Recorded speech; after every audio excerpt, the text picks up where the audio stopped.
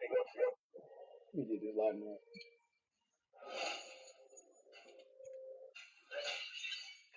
Quarter run the last 7 times he's hit in the series. Hunter trying to figure out a way to stop this streak. Out 10, caught by Yiner Diaz. Nick Kurtz goes down on strikes. Hunter picks up strikeout number 4. Said that matchup would be fun. Kurtz took the walk in the first at bat. This one can't get to the cutter at 91 miles an hour. It's good. And there's one away. That's straight now, retired by Hunter Brown. Pick up the left fielder, Tyler Soderstrom. There's a 3-2. But that is strike 3 to call. Soderstrom not happy, but he bent that breaking ball right in there at the last second for the second out. Yeah, that was perfect. Right at the knees with the hook. 5 strikeouts now for Brown. Hammered to left.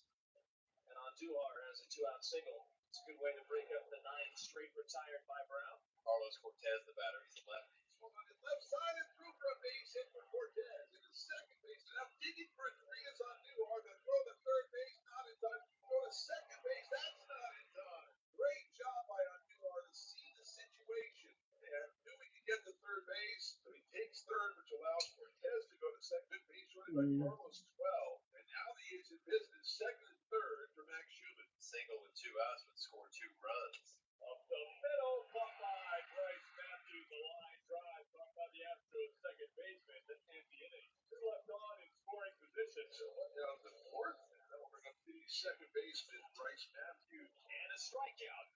Matthews tips it into Langoliers' glove, and they'll go around the horn. 4 strikeouts for Jacob Lopez. On the deep center of the back is Butler near the track at the wall. And Butler's looking to catch at the wall. Oh. Great job by Lawrence Butler to get to the spot. 409 feet away. 1, 2, 3, 4th inning for Lopez. He needed that.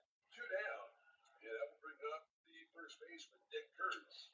Ground ball through for a hit. 13-game hitting streak now for Kurtz. He wins round number 3 against Hunter Brown and gets a Ward. In the center, Chaz McCormick will have a play. Hunter's going to end up with 5 innings of 4-hit, 1-run baseball. Astros lead offense down 1-0. Right-hander Justin Sterner, first one out of the bullpen for the A's. 4 ERA in 36 games. He'll face Jose Altuve with Zach Short at first base and 1 out in the bottom of the 5th. Strike 3 on the second attack. He saw tap on the initial attempt, let the play itself out, and then ultimately made the call. And then Souza, the left-hander, will take over here for the Astros. Is Shane Langoliers. 3-2. Hammer to left. That's trouble and gone. Home run for Shane Langoliers. It's 2-0 Athletics. Oh, what a shot from Langoliers. A line drive. I don't think got 30 feet off the ground. Pitches that have been out of the plate, maybe mistakes, that have been very difficult. They have gotten hit in this series against Astros pitchers. Langoliers, another homer.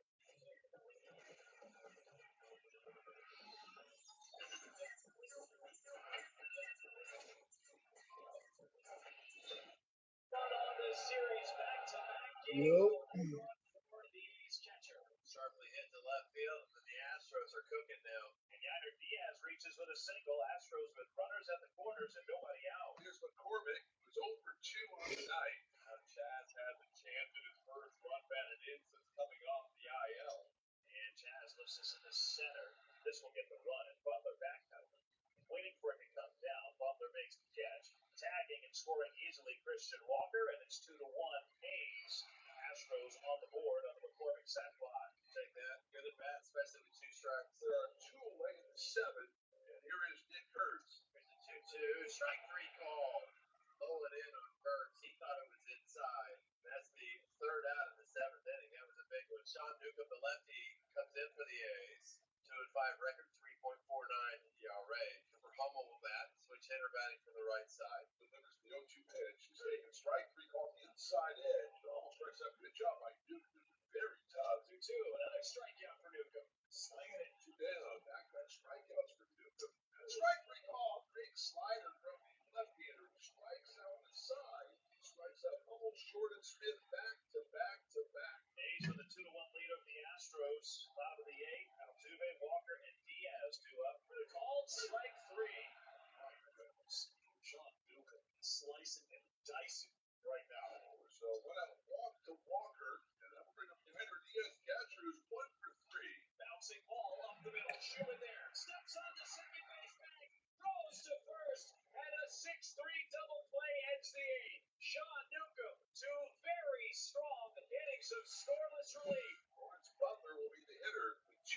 you out in a 2-1 game here in the ninth inning. That swung on towering drive to right field. Smith just looks up, and it is gone. A 3-run homer for Butler, and the A's lead it 5-1. 15 for Butler, and RBIs 42, 43, and 44. That ball was absolutely launched. Long on. Goes in a bun at the dish. He knew it off the bat. It was just a matter of how far. Here's Nick Kurtz, single on a walk tonight. Now Kurtz sends a charge to right. That will one up. He takes a turn on first and will settle for a long single. Yeah, I think wisely. Mickey Duke's going to head back to first. That's probably what he's joking with Bobby Crosby about. Yeah, I'm safer here at first. Victor Caratini will pinch hit for Matthews, the Astros' last hope tonight. 1-2 pitch. High chopper. Kurtz waits back. Miller covers. He's there. And the A's have won 3 in a row here in Houston. Phenomenal effort coming out of this Athletics bullpen today. Sterner, Newcomb, and eventually Mason Miller would do a fantastic job of picking up where Jacob Lopez left off. The green and gold have come into Houston swinging a hot stick. A chance for a 4-game series sweep on the road tomorrow.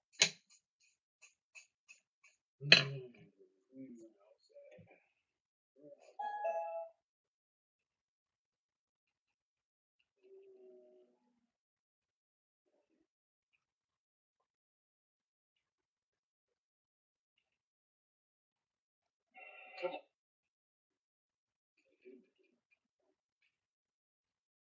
Check some birth on them.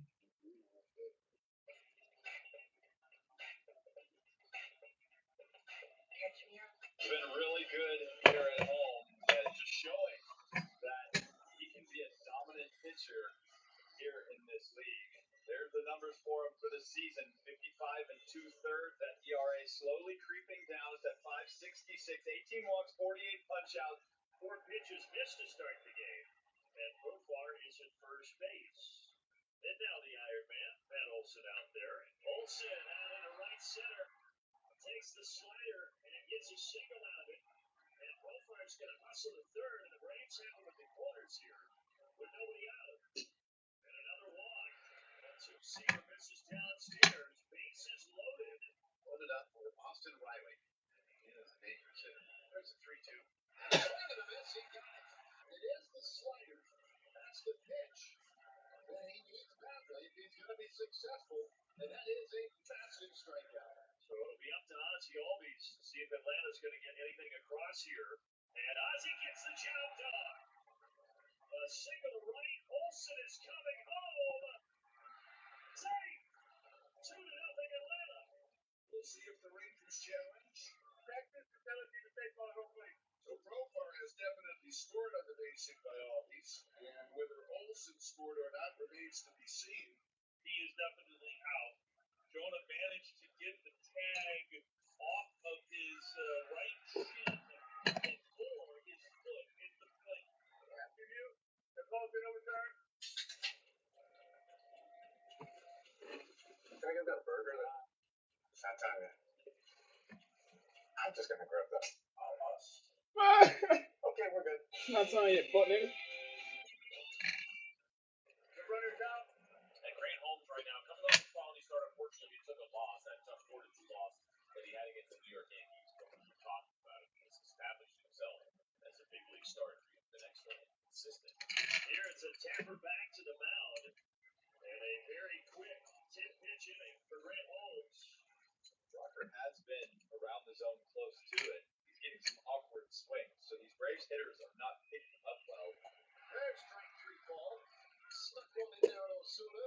That fastball got him looking, and that's his second strikeout of the night. Hold on, y'all. I'm sharpening pencils. I'm AFK right now. One out for Michael Harris. Michael Harris, the center, is that going to get over the head? It will. Kind of reached up but couldn't get it. Harris is around second, and he's got a triple. Ball was scorched. The deep left center field found the gap over the head of Carter and gets 3 bags out of it. Jurickson Profar has enjoyed hitting here at this ballpark. That'll drive in Michael Harris. And it's 2-0 Braves. And Profar continues to hit well here in Texas, and he makes it 2-0. That boy is fast. Where the fuck is my knee eraser? Here we go. Carter coming up here batting 250. It's over it. Carter lines out over first. And heading down into that corner. Garcia to third base, Beasley right to the plate. Here comes a throw. No time. And Carter goes to third. So the Rangers are on the board using some of Holmes' erratic pitching to their advantage. Young with an opportunity here. He's collected hits in all 4 games and coming back up from AAA run. Young lines out into left. That's a base hit. It ties the game. A 2-out RBI single by Josh Young. And this game knotted up at 2. Now remains 1 ball and 2 strikes. Here is swing and a miss. He doesn't put this one in play. Rocker strikes him out on the hard slider. It's the second out in the inning. 2-2. And a swing and a miss. He got him with a slider again. Riley throws the bat, and the inning is over, and that is a shutdown inning for Rocker. Corey Seager to the plate. And a bouncing ball right side, base hit for Seager. A 1-out single, and that extends his on-base streak to 26 games. Not as good a hitter as there is in the game. Marcus with a spectacular month of June. This pitch comes up and in and hits Marcus in the helmet. He goes down and rolls onto his back. Manager Bruce Bochy also out now in a scary moment here. Again, Marcus usually able to avoid the inside pitch, but this one came riding up and in, and he could not get out of the way. But Marcus will remain in the ballgame at first, so that pushes Corey Seager up to second. Runners at first and second, 1 out. So here's Adolis Garcia, who walked and scored his first time up. And he lets that one get away from him all the way to the backstop. A wild pitch. And both Rangers base runners advance. Seager to third, Semien to second. 3-2, and he lines that out over short. That's a base hit. Seager scores. He's out. Semien gets a score without a throw. A 2-run single by Garcia. And the Rangers are up for it. Wait for it also. Gracie for an ultra. Don't forget this. The 2. You do have Ozzie at third now with 1 away, and Michael Harris swinging a good bat up there. Michael puts this in play. He plugs the gap. He drives in Ozzie always to make it 4-3. It's going to be a ground rule double. It did get up and over that yellow line. Michael not trying to do too much as he drilled that thing. Bases are loaded. Riley will take his base. And Ozzie Albies with a big opportunity here in the 5th inning for Atlanta. And a bouncing ball third base. Johnny Hodges gets down to third on the first. Double play! What a huge play by Josh Young, backhanding that ball along the third baseline, running to the bag, and in one motion, triggering that throw across the first for a 5-3 double play to end the inning. Michael Harris has had himself a good night already. Doubled to the gut gap in left center in the 4th improvement. Swung on, hammered to center again. On the run is Carter. He looks up. That's gone into the Braves bullpen. Harris has doubled, tripled, and now homered. 9th homer of the year and his 49th RBI. We've got a tie game. And that guy has figured some things out, hasn't he? Ronald Acuna, who is 0 for 3 in the ballgame. Here's a blast deep out into left field. Langford going back to the wall. He leaps and he makes the catch. I don't think he needed to make the leaping grab, but he got to the wall. Acuna comes close to what would have been his 14th home run of the season. But it's a long second. He said, "Whew." Michael Harris can get the cycle right here. 9 times in Braves franchise history as a player hit for the cycle. And now looking for at least a single here in the 9th. And a liner towards left field. That will bounce by the left fielder Langford. Harris takes off around second. He's motoring for third, and he's in there. And the go-ahead run is 90 feet from the plate to lead things off here in the 9th. And as you speculated, Sean Murphy is going to pitch hit for Nick Allen. That'll get the job done. Deep to left. Langford, he's got it. Sean Murphy is going to pitch hit for Nick Allen. That'll get the job done. Deep to left. Langford, he's got it.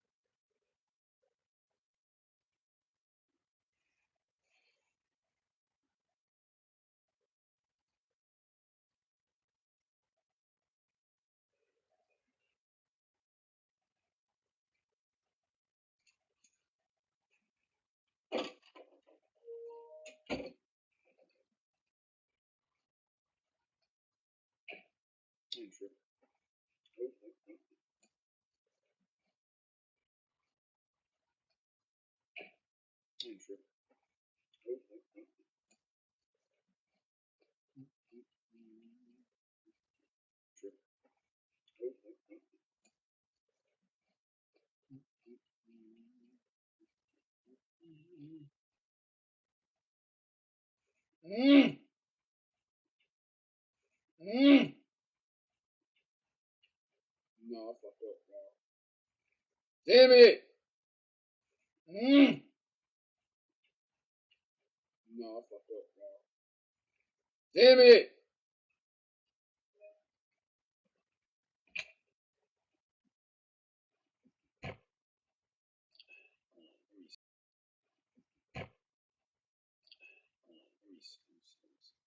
Please, bro. Oh my gosh. Okay. Please, bro. Oh my gosh. Okay. Bro, fuck it. That's good enough. Good enough, nigga. Shit. Niggas did fuck up there. Hold on. Fuck. Shit, tweaking out. Get fixed now and pay later at SafeLight.com. Get fixed now and pay later at SafeLight.com. SafeLight replace. For a limited time, get any pizza with any toppings for just $9.99. SafeLight.com. SafeLight replace. For a limited time, get any pizza with any toppings for just $9.99 online. Only at Domino's. Trevor Rogers takes them out for the 2 outs, first inning, no score. And here comes Hunter Goodman. And there's one on. 2 outs, first inning, no score. And here comes Hunter Goodman. And there's one on the slider.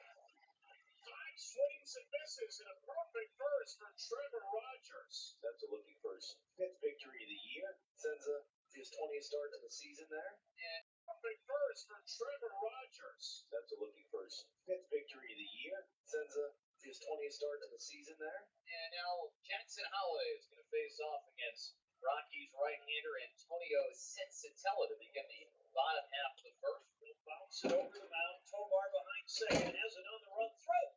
Right, Josh. Speedy Holiday. First First down, one gone. And Jordan Westberg is stepping up to the plate. Sensatella got it up. 96 right in the hand. And now he's getting a lot of attention on that left hand. You can see again, and it's inside ball 4. Fastball miss. Again, and it's inside ball 4. Fastball miss. And so Sensatella has allowed 2 of the first 3 to go 4. Fastball miss. And so Sensatella has allowed 2 of the first 3 to get on base. Here is Ryan O'Hearn, the birthday boy. O'Hearn shoots one through the left side. Play. That's what he was looking for. Antonio play. That's what he was looking for. Antonio minimizes the damage.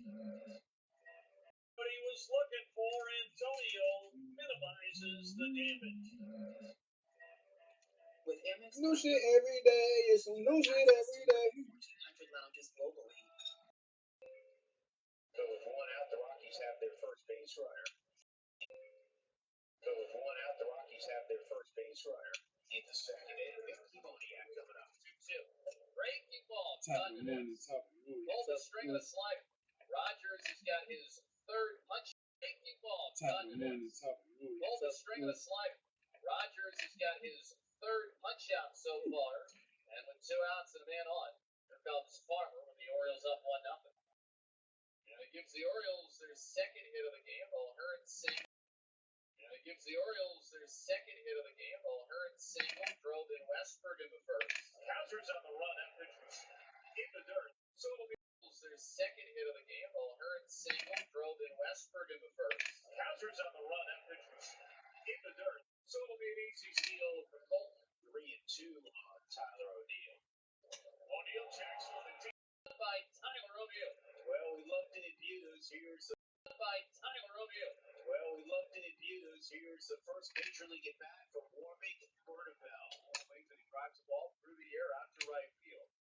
Underneath it, Moriano fights it a little bit, stays with the plate, drives the ball through the air out to right field. Underneath it, Moriano fights it a little bit, stays with the plate, retires Bernabell for round number 1. Garcia now closing out on 100 at bats as Rocky.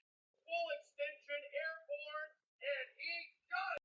Full extension airborne, and he got it. It's a strikeout for Rogers. He racks up his 5th of the night. It's a strikeout for Rogers. He racks up his 5th of the night. Well, Laureano takes the first pitch off the outside corner. The second from Senzatella. Plug to the alley, right center field. That'll split the gap. It'll take one hop, end up at the wall. Boniak and Freeman will have to track it down as Laureano trots into second with a leadoff double. That is the second walk issued by Senzatella. One out here in the bottom of the 4th. Here is Cedric Mullins. And Mullins with a high fly ball to right field after number 100 for Cedric. Take it all in, Cedric Mullins. You just never know how many trips. From game-winning moments on the field to coverage, visit AAA.com/insurance for your free quote. AAA, we're always with you. You gotta keep them separated.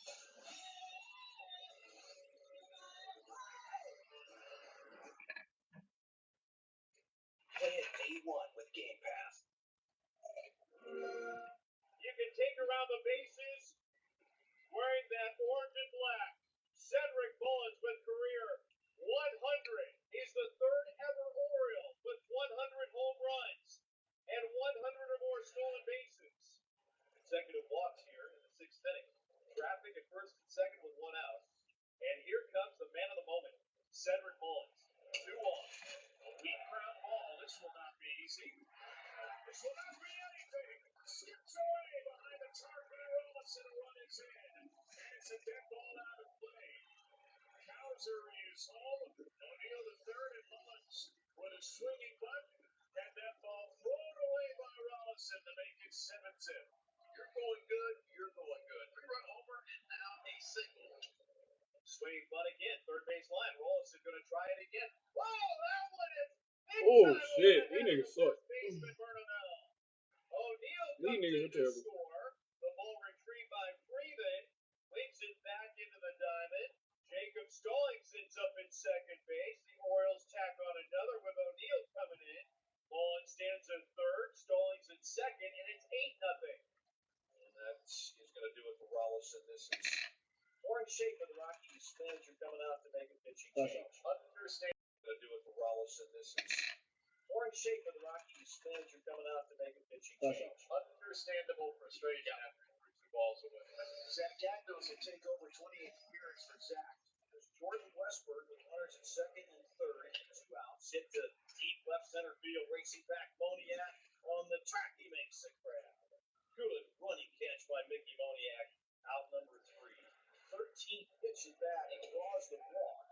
That's the first walk issued tonight. And the Rockies have a base runner here at the 7th. Then Hunter Goodman will play no 1.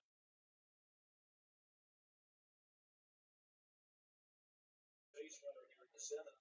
Then Hunter Goodman will play no 1.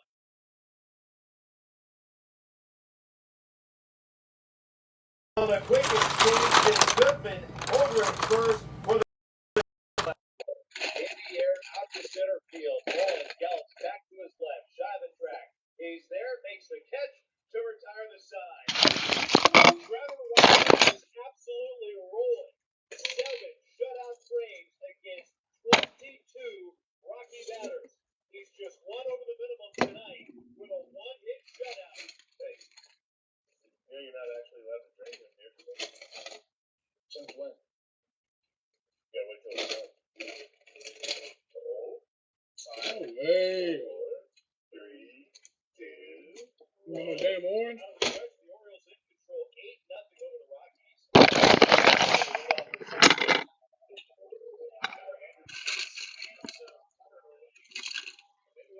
out of the stretch, the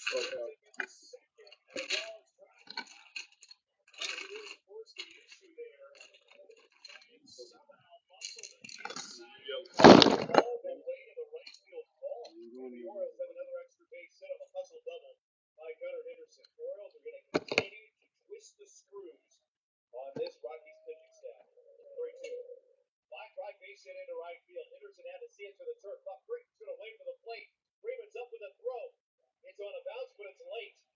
It's an RBI base hit for Ryan O'Hearn. He drives in his second of the night. He's got a 2-hit performance for the Orioles, who continue to stretch out their lead, and it's 9-0 here in the 7th. Kobe takes ball 4. Seemed to be more patient at the plate recently as well. He's got the Orioles good to walk as he comes off the bench. Orioles 9, Rockies nothing. Hauser has singled and walked and scored 2 runs tonight. I got Zach. I think it's his back.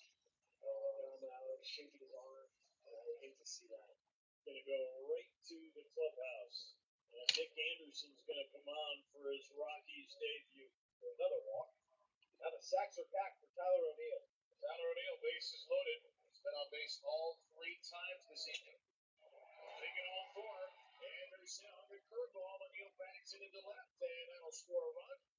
Kobe Mayo stopped at third. Ryan O'Hearn is in from third. And O'Neill has reached base all 4 times he's come to the plate. He's driven home 3.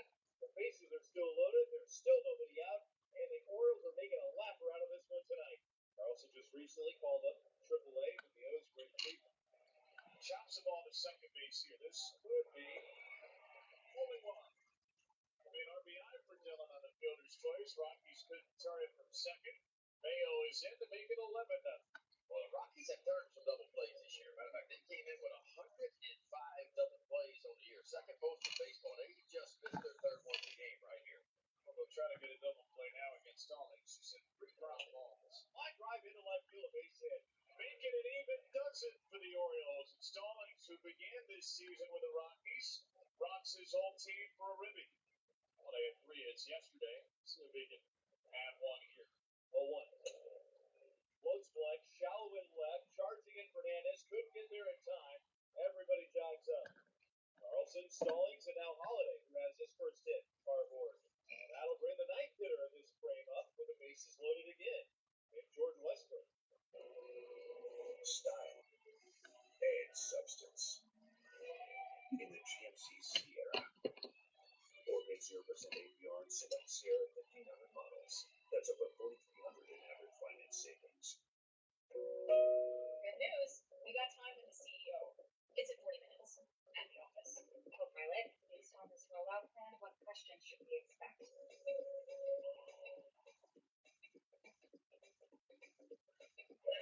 At 9:23, you were ready to work from home. Class condensed.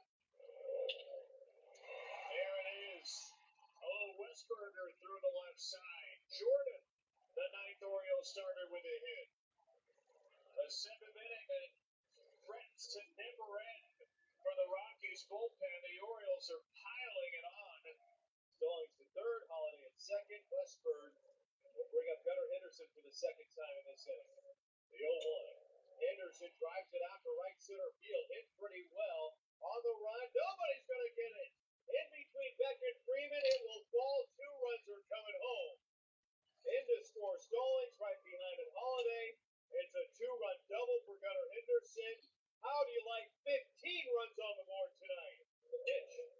It's hit up the right field line, slicing into the corner, and it will land fair. Deep into the corner, all the way against the wall. Here comes on the runs. Westberg is in. Henderson right behind him. Two more tacked on. This one courtesy of Kobe Mayo. 17-0. You talk about everybody getting off the tarmac and up in the air. The Orioles are in flight big time tonight. 2-1. Hauser drives it out to deep right center field. Back out the wall. Will have it in front of the fence. Oh man, did he ever lean on that one?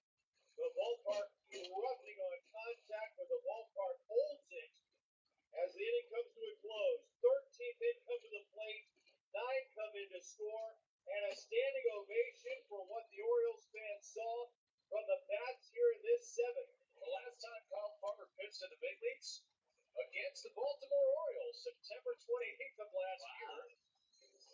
He threw the 9th inning for the Minnesota Twins, down 9-0 at the time, and he threw a scoreless inning. First batter he faces is Alex Jackson, who goes deep. Oh my gosh! The unstoppable Alex Jackson now has an extra base hit on his first 7 hits as an Oriole. That is insane. And as we start the 9th inning, the Orioles a chance to make history tonight. They have an 18-0 lead over Colorado as we start the 9th, and the new pitcher is right-hander Stroud. His first batter is warming Bernabal. Well, this could be it. So, again, from warming Bernabal, hit number 1 has been in career despite a terrific effort by Jordan Westberg. And now here's Orlando Arcia. Wow, indeed. How about that sweep? Stroud. The cutter's good, and the sweeper's even better. And now Stroud needs just 2 more to cap off what would be the largest shutout win in Orioles history. 18-0 is your score. 3-1, and it's down and in for Stroud for ball 4. As Tolio, who took over at first and is batting in Tobar's spot, he is going to get here. There's strike 3 from Stroud. 1 to go. So for Stroud, he's got 2 strikeouts in this inning. If Stroud get another out, historic for the Orioles. Down to third, the pinch hitter Austin Nola scores its second ball game. A historic night at Camden Yards on July 26, 2025. The Baltimore Orioles secure their largest shutout win ever.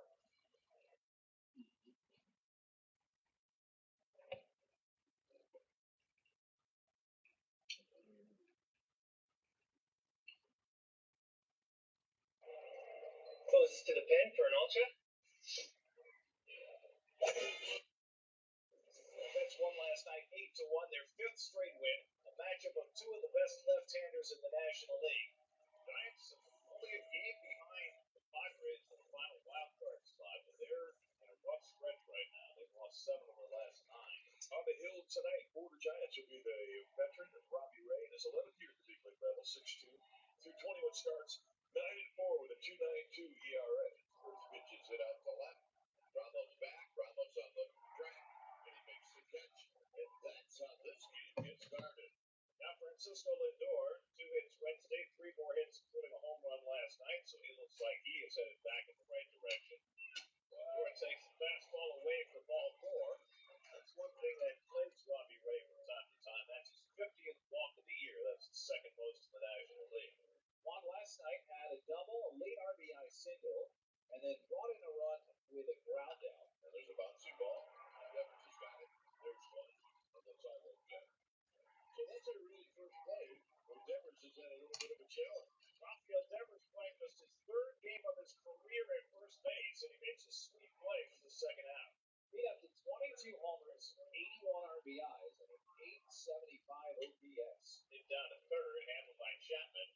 And the Gold Glover makes the long throw. Devers off the bag of the one, so safe at first base. What's the ruling there, Gary? He did not consciously make a turn, so he's not out. Marte playing just his 2nd game since coming back from the injury list. This is about a month. Driven to left, but right at Ramos. And that'll end the inning.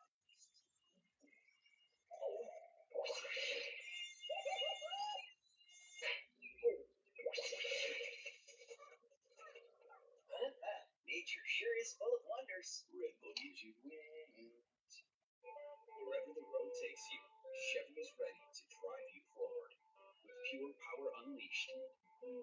future forward technology. Every path leads to new possibilities. Chevrolet. Together, let's drive. Numbers for David. David's been solid. He's averaging now 6 innings per start, which in today's game and this particular starting rotation, that is wonderful. He has been the man. Ramos in the game last night. Keeper Corey opened up the bottom of the first last night with a base hit up the middle. Breaking ball hit on the ground and handled by Lindor coming in. Josh Ramos for the first down. Rafael Devers bat has picked up 1 for 4 last night. Giants a 755 OPS. Still trying to catch up. And a base hit the other way. I watched Alvarez. I mean, he was way off the plate. One on. I believe Adamas 1 for 4 last night. Still trying to find his rhythm the first inning. Matt Chapman 0 for 3 last night. And Chapman rockets one into the glove of Vientos. He takes one to second, and Beatty takes out of the third, and it's a double play. Great grab by Vientos. A terrible throw, but Beatty saves it for a 5-4 line drive double play to end the inning. There's Francisco Alvarez, 3 for 12 since coming to the line with a double and a home run. Alvarez lifts one to right field. Easing back is Matos to the warning track, and it's over his head and off the wall. Alvarez digging for second. It's going to turn. The ball dropped by Matos, and Alvarez arrives standing at third base. Matos did not play that ball well. It wound up hitting right at the bottom of the fence. So that's working a triple for Alvarez. So it's just a triple of the year, third of his career. So he's the third and 2 out for Tyrone Taylor. And they say he went around tripped him up. 2 on triple, but nothing more. Wilmer was 0 for 4 last night. Wilmer famously learned English by watching Friends. He used Friends theme as walk-up music. Swing and has a line drive base hit in the left field. Wilmer got a pitch to hit and has the second Giants hit of the day. Lee had a couple of hits last night. Done well against left-handed pitching. In fact, he's hitting for a higher average against lefties. Line drive in the left center. That's a big hit. Over his leg, he cut it off the left fielder. Nigga. That's well he stops at second. Here's Matos. Stevenson would love a double play ball right now. Picture you can see. Double play ball for Beatty. Flip to Lindor. Back to first. In time. Double play. Side retired. Stevenson continues to get ground balls when he needs to. Confidence is not a mindset. It's an achievement. In the GMC Sierra HD AT4X, get 5.9% APR for 84 months on Sierra heavy-duty models. Pack your summer with awe and awesome at SeaWorld. Go on a rescue-themed adventure, enjoy spectacular high-thrill shows, and an all-new parade. Summer at SeaWorld. Get a 2-day hurry operate soon. Pearson got a ground ball double play in the second inning. We mentioned this is 16th ground ball double play this year. This one's up the middle, and Lindor gets to it, spins around, and the ball handled by Alonso. Wow! Lindor with a tremendous play just to get to that ball, and then Alonso takes another one out of the dirt. The ground ball to third base, and Chapman threw wide for an error that prolonged the first inning. Third ball line the other way, and he's got some base hit. Waited nicely on that curveball and took it the other way for the Mets' second hit. And now Marte with the ball very hard his first time up, lined out to left field. Hold down to third. That's a fair ball to the catch. Chapman and down the line. Alonso digging for third. It bounces out nicely for Ramos. So Alonso at the hole to third. Marte pulls it at second base with a glove-struck double. And the Mets have second and third and nobody out. Now Marte is always hit well against Ray. Now 9 for 25. Fred Beatty the batter. Fred flying to center his first time up. Beatty hits a slow ground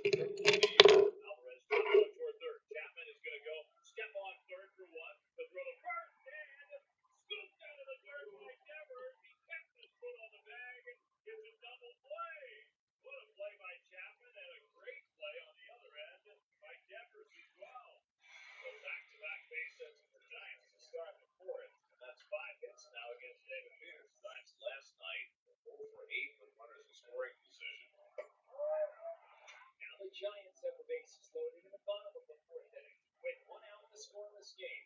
And it's another sellout crowd here in San Francisco chanting Jump Home League on the ground. It's one. And the Jones are on the board. That's good. Lucille, big day tomorrow for Lucille. Lucille's going to celebrate being inducted into the Mascot Hall of Fame. Visiting mascots from around the league, Mr. Betts going to be here. Where's Mr. Betts? Here's Nimmo, a couple of balls fairly deep in both at bats. Sharply on the ground, and Devers knocks him down. And he will eventually. It's a hot corner at first. A little personality that ground ball. I think you get an assist and a put out on this play. Traffic for the Giants in this game. They've left 5 runners on base and hit the 2 double plays. So they've lacked the big hit. Swing and a miss is struck him out with a changeup. 3 strikeouts in the frame for Peterson. If you misplaced your card, slide to the right from card slots. The Chase mobile app has card lock, and it has encryption technology to help you keep your data safe. That's peace of mind from Chase.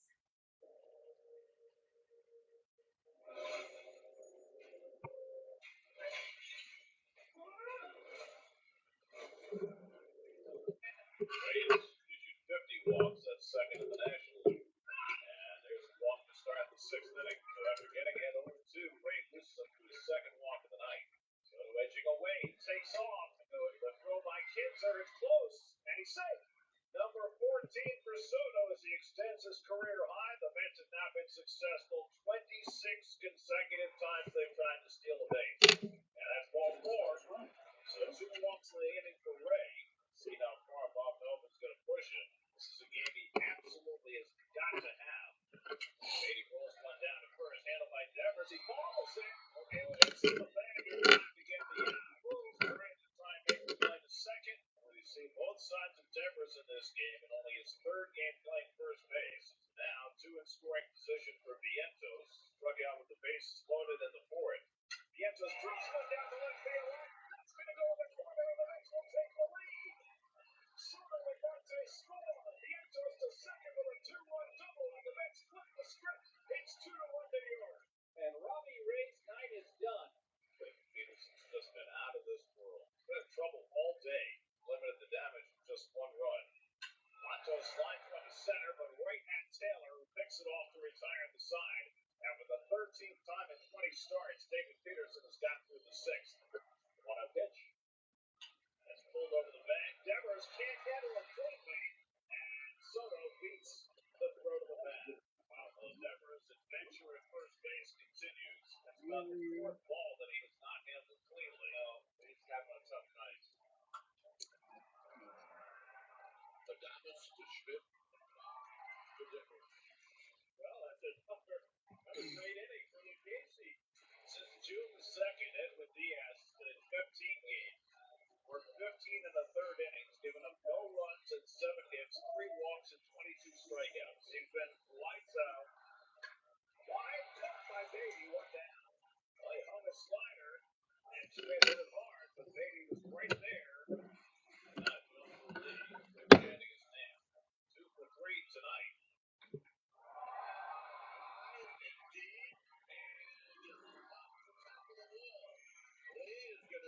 Second base and put on the brakes. He cannot hit a ball before the catch. Gotta think at any ballpark, any other park in baseball, that's a home run. So here's Yaz. Diaz ahead of him 1-2. Back to hole. He went around strike 3. 2 men down. Oh, he threw up the downfield slider. Yastrzemski could not hold up. Third base umpire Marvin Hudson made the call. So now the Giants are down to their final out. The Packers family coming up. 2-1. Line. What? What? The ball game is over. Pete Alonso going as high as he possibly could. And what a perfect and fitting ending for the New York Mets. And the Mets have won 6 straight games as they hang on to beat the Giants 2-1.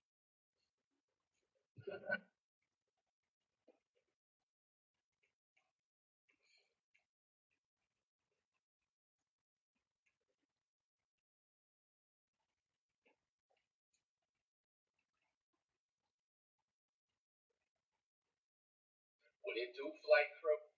FTC. Flight T stand up. Why you lie? It's July. Hey man, so we got a very, very interesting video by KTO. Now, a few of y'all have asked for questions for like the last few months. Sometimes what I do, like when some people request a lot of certain videos, I'll just like bookmark it in my notes and stuff on my phone, and it's like hopefully I eventually get to it. And here we go, man. We got the craziest college football season of all time. Let's check it out.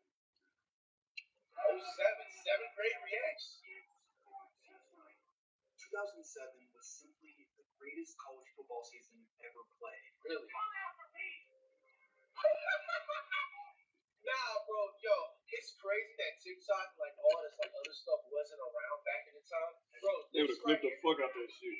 Dog, They would have clipped that shit. it was that other coach that was just talking about like playoffs. I think it was the old coach. Bro, if that was posted or if they did that stuff now, bro, it would have went triple platinum. Viral. But anything, with that being said, bro, 2007, it makes sense why, if this is what the video is about, would have been the greatest season of all time. I mean, it's like, bro, to tell you the truth, that was probably like a prime time to be actually watching full sports games. You know what I'm saying? Like general, like on TV.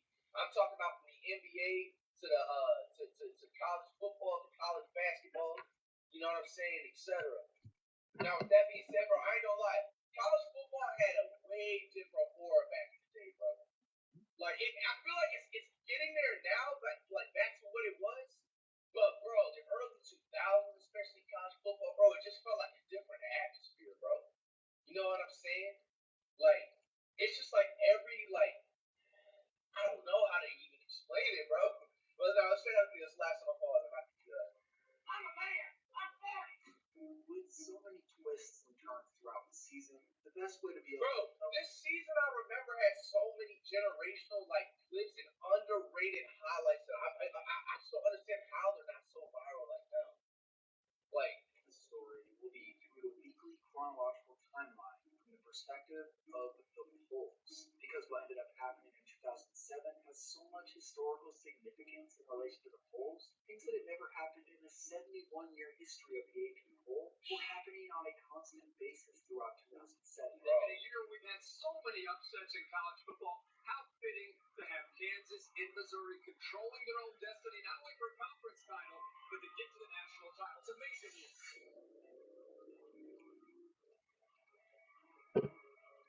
To the season kickoff on the Big Ten Network. Michigan Wolverines are ranked in the top 5 in Charles. When you look at it, especially on offense, there are lots of reasons why. Everyone remembers this game. Michigan losing at home to lower division opponent Appalachian State. oh, I remember this. It's the most famous college football upset of all time. And Michigan suffered. Bro, it was disrespectful for him to even try to return and still would get that 2 points. Man. From a top 5 team and a national title contender to falling completely out of the rankings. In the 71 years the AP poll was published, this was the largest drop in the rankings ever. Michigan's loss was so embarrassing, it caused ESPN's analyst Lou Holtz to get upset enough that he cursed on live TV. Boy, the locker room is completely different. Everybody, quarterbacks complain about that shit.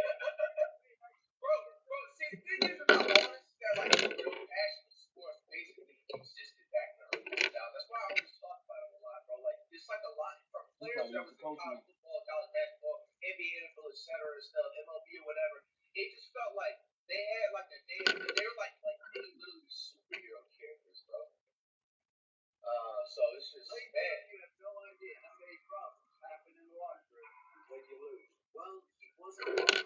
Michigan would get smoked the following week by Oregon. With the most memorable moments being that Statue of Liberty. Bro, I remember that shit. That shit is so Yeah, they routed him beat.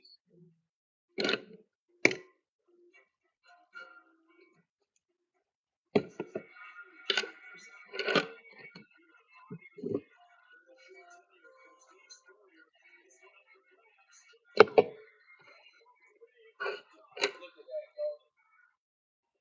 What's it from the gun? Plaything. Stepping up. He's throwing.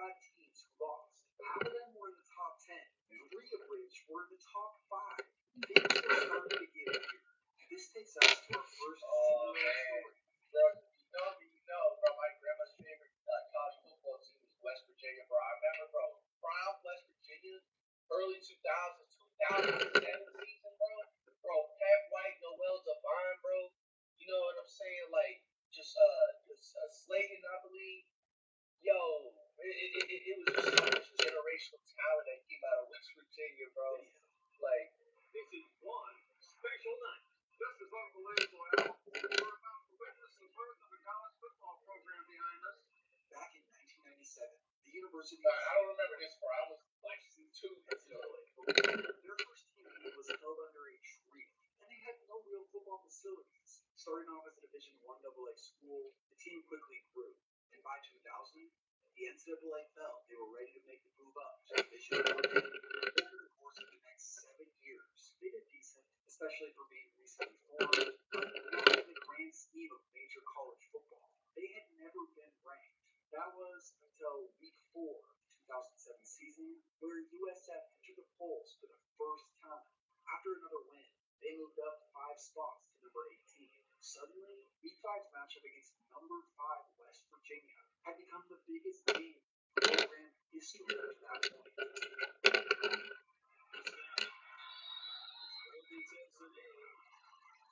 Crazy. Upset right there. I think I remember this.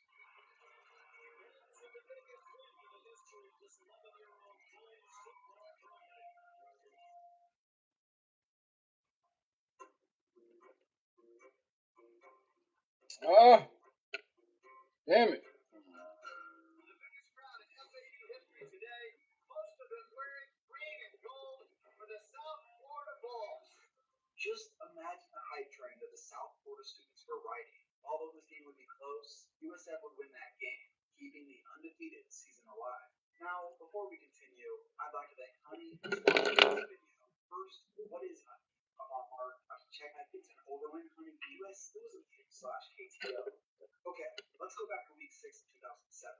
USC had just been demoted to number 2 AP poll behind LSU. At this point, it was a coin flip between who was the number 1 team in the country. Coming up though,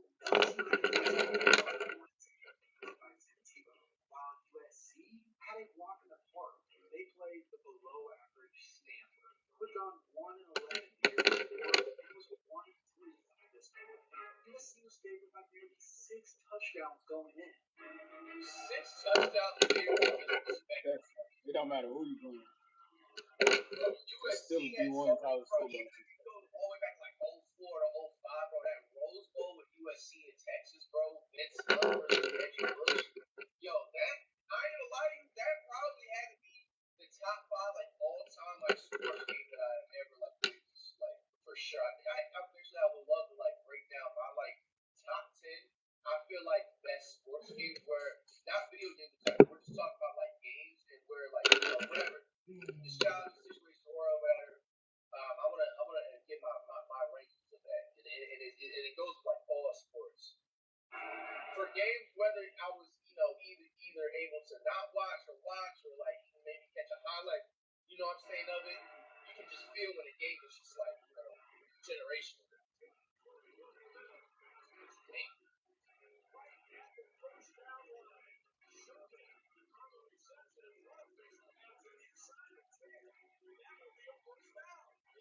You know who that is, right? That's the Richard Sherman.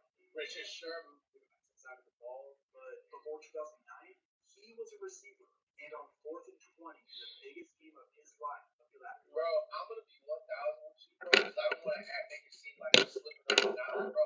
I ain't really hear about Richard Sherman until like his last like 3 years in the NFL. I don't know why. What? Like that.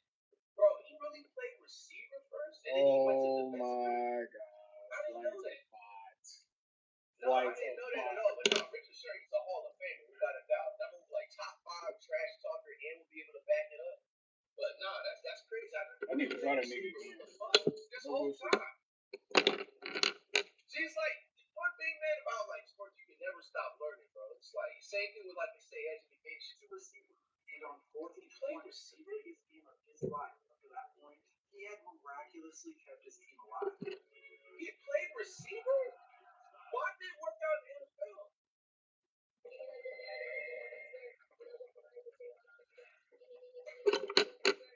He'd have been the original title.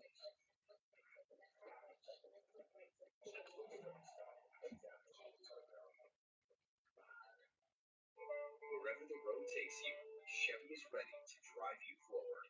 With pure power unleashed and future forward technology, every path leads to new possibilities. Chevrolet, together let's drive.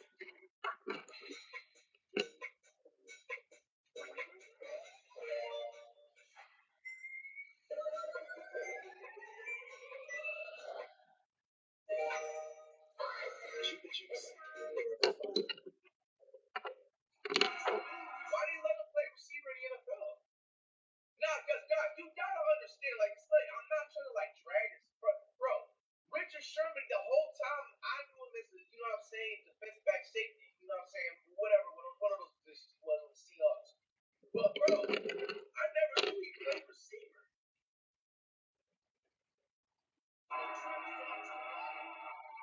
NFL be having some crazy like, is it word politics or more of just like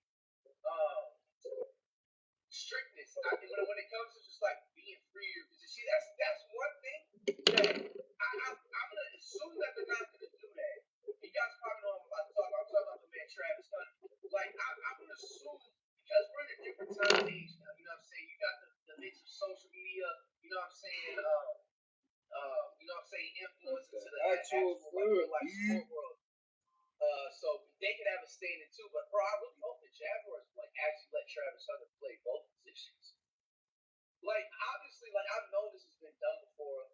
Deion Sanders, you know what I'm saying? He played both. He has that honestly was my first time when I found out about when I first played Madden Ultimate Team. You know, way back when and stuff. Like that's how I found out that that's actually happening in the NFL too. It's not just a college thing where they like, but it's like the NFL is doing it.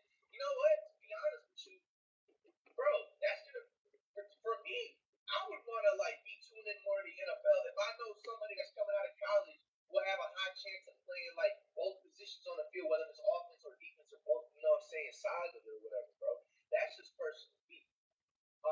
So I don't know why the hell they're so strict on that. I hope they kind of like get easy on that. I think the Jaguars would. Because Jaguars, bro, they ain't been good since Frank Taylor's and Maurice Jones. You know what I'm saying?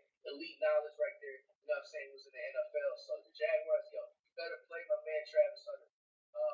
Let him play both the receiver and defensive back positions. You know what I'm saying? Bro, Richard Sherman really plays receiver, bro. Bro, it's like so random, bro.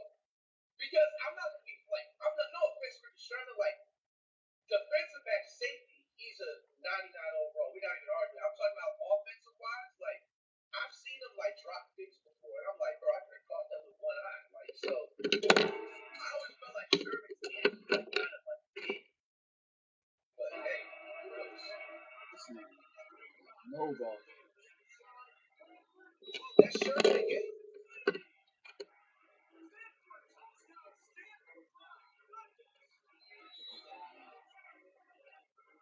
Sherman caught a touchdown, bro, on a receiver. Just for context of how shocking this was, the year before when these two played, USC blew out Stanford 42-0. Then, a week before this game, Stanford's starting quarterback had suffered a seizure. So, the backup, collegiate passes, was to make the start. Remember that other huge upset earlier in the season? Michigan was favored by 34 points versus Appalachian State. USC was favored by 41%. Crazy. While that happened, down in Louisiana, Florida and LSU played in one of the best games all year. This game was the definition of smash mouth. Versus Harvard days. Chris Rainey, bro. Yo. Some big turnovers. Grinded out football. LSU completed the fourth quarter comeback to truly solidify them as the number one team in the country. What's incredible was going into the season, USC was still in the top 10 somehow, but there was a new frontrunner in the Pac-10. Cal was ranked number 2. It's only just 2 weeks prior, they beat Oregon on this play. 22 seconds to go. Stewart in the backfield.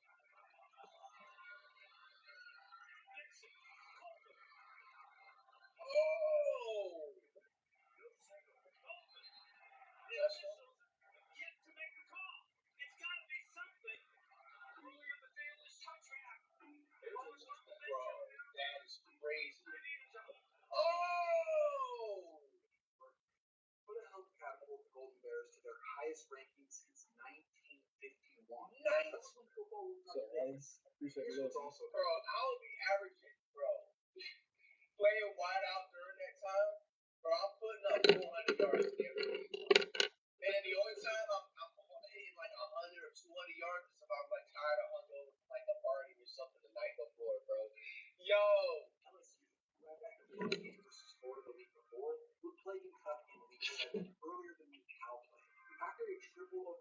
thrilling. Kentucky beat LSU in dramatic fashion, which opened the door for Cal to be the #1 team in the entire nation. Only one problem. Cal's starting quarterback Nate Longshore had been ruled out of the upcoming game just 10 minutes before kickoff, and dealing with a nagging ankle injury this week.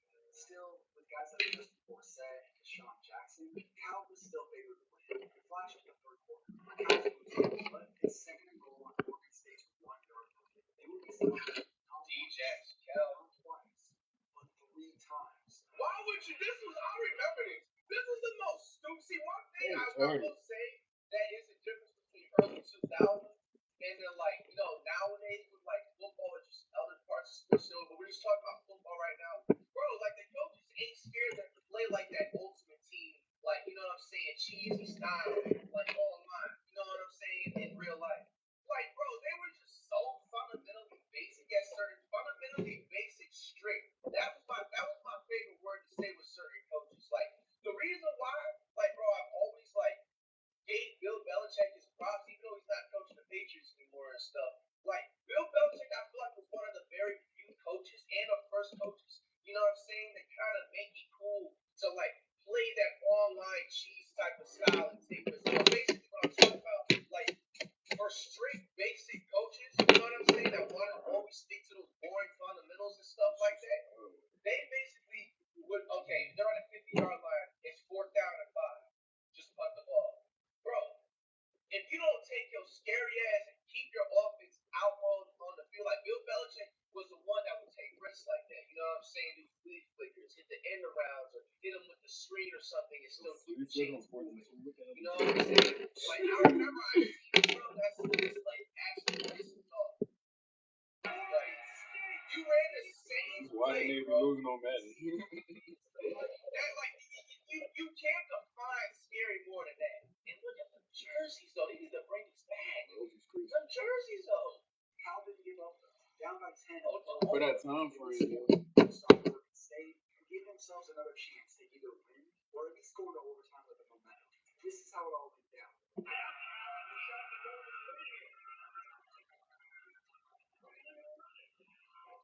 Terrible.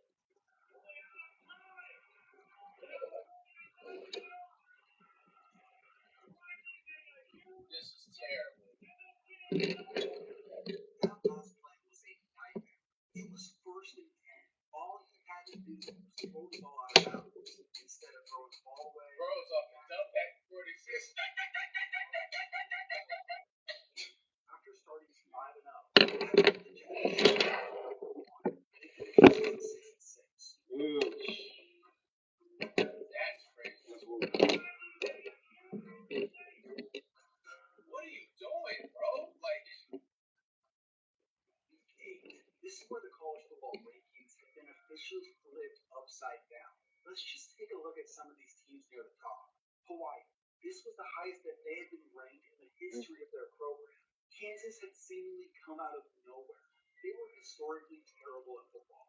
not fast. I mean, they're decent now. Arizona State was off to their best start in a decade.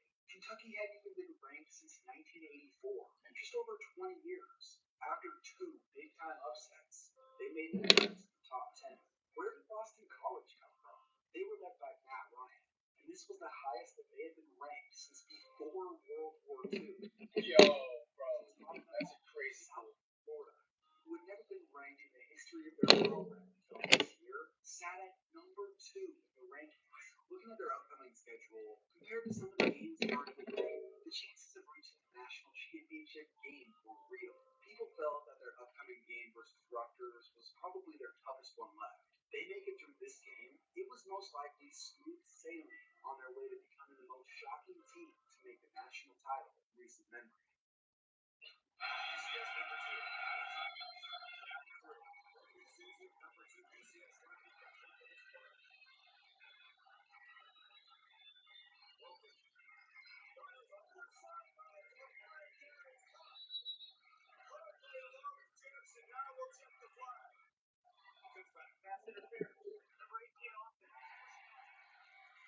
Very subtle push, almost not necessary because That's crazy. They call that. That's so normal. Like, I ain't gonna lie to you, bro. I say every time, but like a good amount of time playing football back in the day, though. Like I got that honestly. Football do that, but you gotta do it in a slick way. He made it too obvious.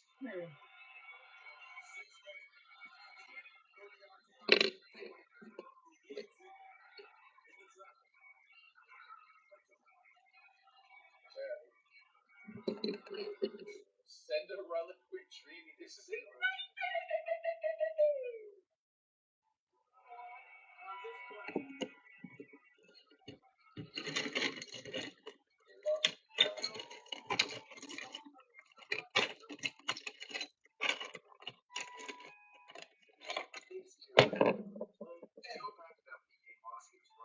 People started to notice a particular trend. This had marked 3 weeks in a row that the number 2 team in the nation had lost. So the burning question that swept the nation, will it continue? Well, in week 9, it sure looked like it. After going scoreless the entire game, they would score a touchdown, wait for an onside kick, got it, then drove down the field and set up this. Style and substance in the GMC Sierra.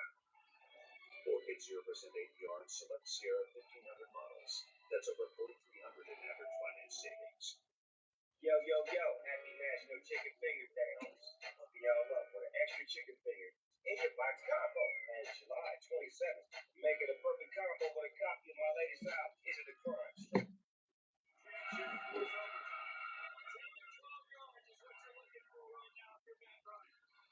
Matt Ryan for Falcons.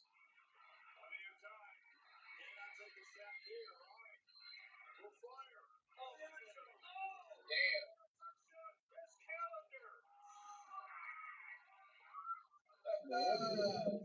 Yo. Silence. Was unbelievable. Boston College had broken the Matt Ryan's crazy fool. Get that nigga on. Yeah, Henson dropping that stadium, bro.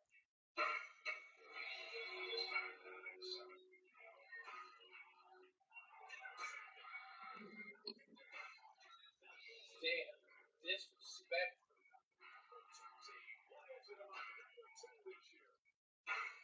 Lost out with the next game as well. It's like curse.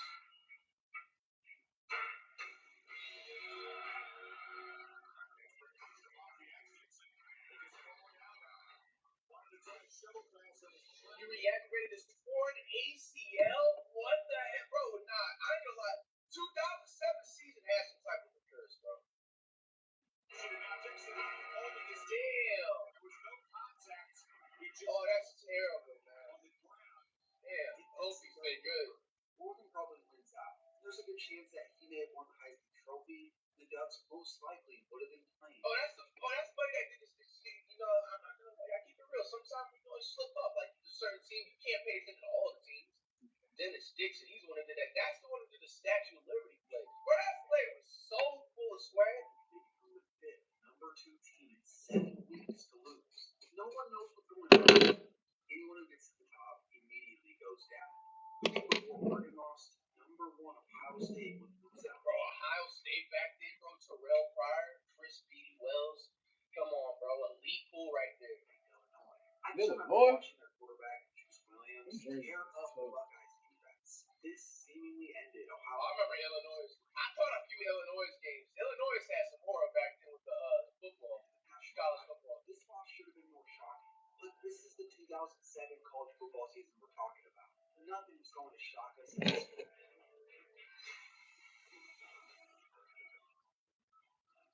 We welcome you to what certainly could be the game of the year. Kirk Street, I'm Reynoldsburg. Let this sink in. Some thought the Missouri may be decent. I mean, no one expected them to be near the top 5.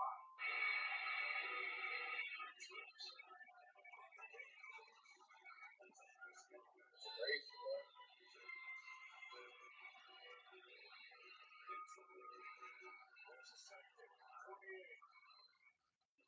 Bro, he has apple pie in his face mask. Yo, Was number 2. You can't win in 2007 if you're number 2. number 2 was cursed in 2007. Oh, not the West Virginia. Virginia Mountaineers.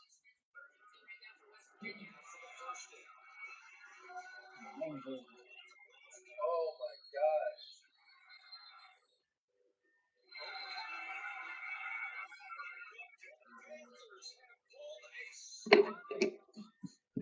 Bro, number 2, if you were ranked that year, was cursed. West Virginia was favored by 28.5 points. In fact, they got crushed by Oklahoma. Listen to this stat. The number 1 and number 2 team had only lost in the same weekend 4 total times in the previous 10 years. In 2007 alone, it had happened 3 times in the last 8 years.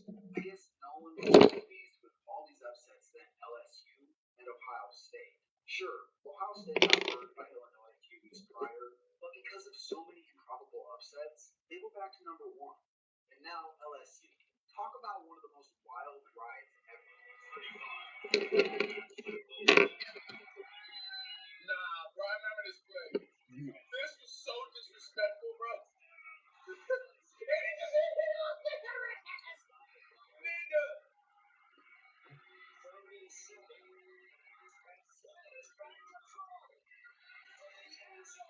Man.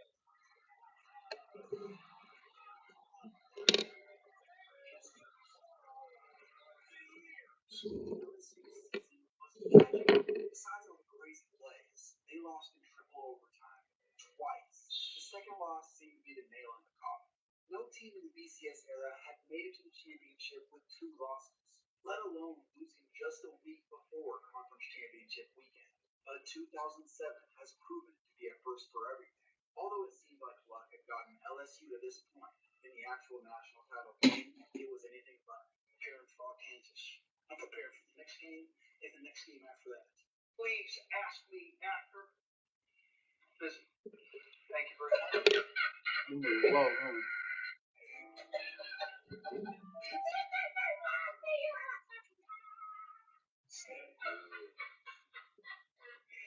you just had to be there, man. This is why I never stopped talking about the early 2000s, bro. This is real passion, bro. You know what I'm saying? He's not there just to collect a check. Like, bro, is genuinely defeated, bro. Like, genuinely defeated. Like, there's nothing. Like, you can get this man a suitcase with $1 billion, bro. He would literally just walk right past you. Like, he's defeated, bro. And this is for real passion that needs to come back into the sports. But nah, look, this guy. Listen, thank you very much. Nope. Have a great day. Bro. Nah, bro. They don't care, dog. See, they two niggas was savage, bro. They don't even care. Bro, the disrespect. They laughed, and then this nigga had it, bro. He was look. Other notable moments included Shane Timberlake, Heisman, Hawaii, and Illinois making it to BCS bowls, and both getting crushed. Kansas finishing 12 and Illinois. Hey, bro, doing his own retwist in the gut. You see that? And both getting crushed. That's Kansas funny. finishing 12 and 1. And just for context, by 2009, they were back to their losing ways. And lastly, West Virginia stomped Oklahoma, the Fiesta Bowl. Man, it really was West Virginia's team. Of all the upsets that happened in 2007, their loss versus Pitt may have stung the most. On Pitt's bus after the game, their quarterback apparently started singing the famous song by John Denver. No. Yo, bro. I feel something sad gonna happen. This was national championship. Hey, hopefully this ain't copyright. This video took me forever. Here was my favorite play from the 07 season. Rick Colquitt and Deshaun Deshaun Jackson. Jackson. Oh my goodness.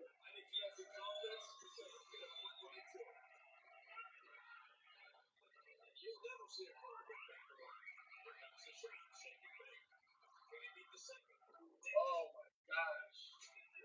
Jesus. Smooth with it, man.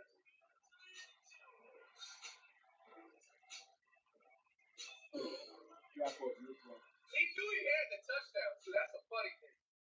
In today's video, we are placing Rabia's boyfriend. What up, my boy? Oh, man. What's up? What's up, man?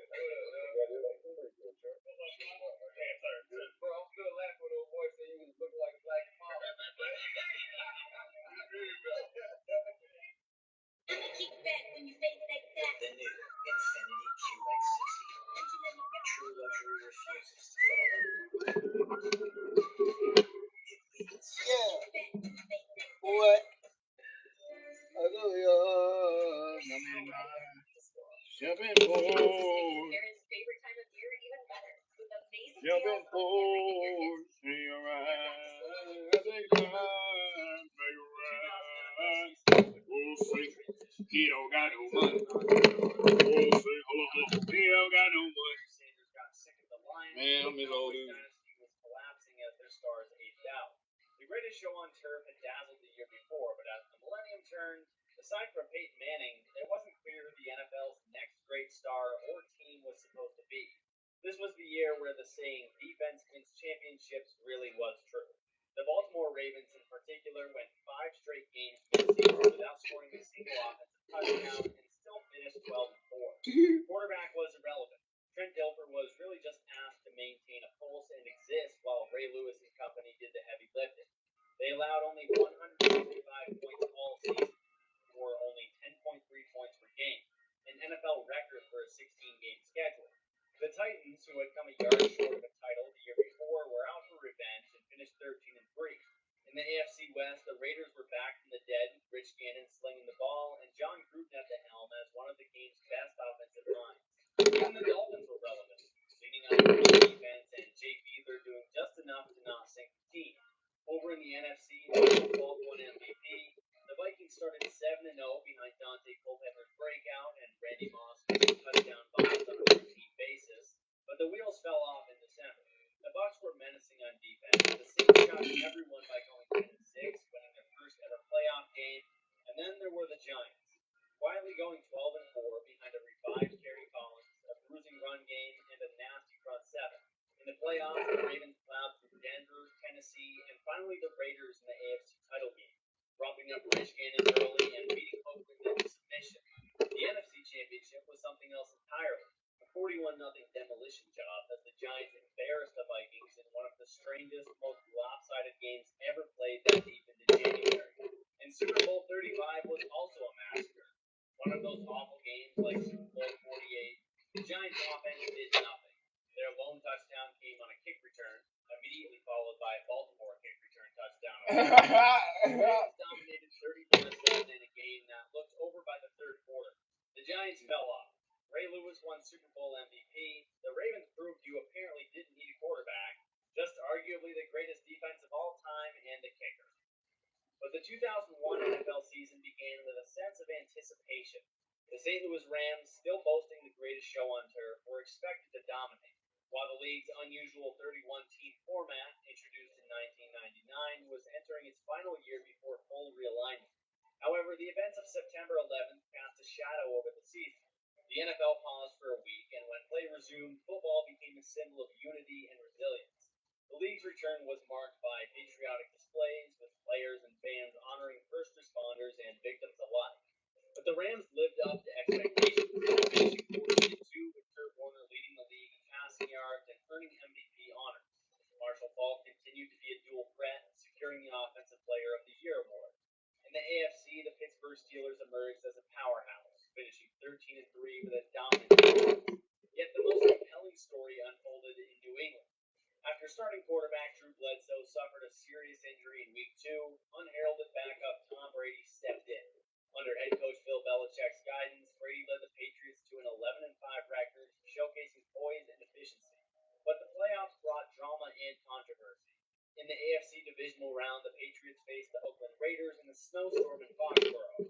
With under 2 minutes remaining and trailing by 3, Brady appeared to fumble over a hit by Charles Woodson. However, officials invoked the obscure tuck rule, only including passes. The Patriots retained possession, tied the game with a field goal, and then won it in overtime. This game, later dubbed the tuck rule game, became a pivotal moment in NFL history. In the NFC, the Rams continued to be dominant, while the Chicago Bears surprised many by finishing 13-3 under Coach of the Year Dick Duran. And the playoffs culminated in Super Bowl 36, where the underdog Patriots faced the Rams. Employing a strategic game plan, the Patriots defense stifled the Rams' high-powered offense. With the game tied in the final minutes, Brady orchestrated a drive that set up Adam Vinatieri's game-winning 48-yard field goal as time expired. Patriots secured their first Super Bowl title with a 20-17 victory. The Patriots' triumph marked the beginning of a dynasty, with Brady and Belichick leading the team to multiple championships in the following years. The Chuck Rule controversy spurred debates about officiating and was eventually abolished in 2013. The Rams, despite their talent, broke down after this season, with Warner falling victim to eventually abolished in 2013.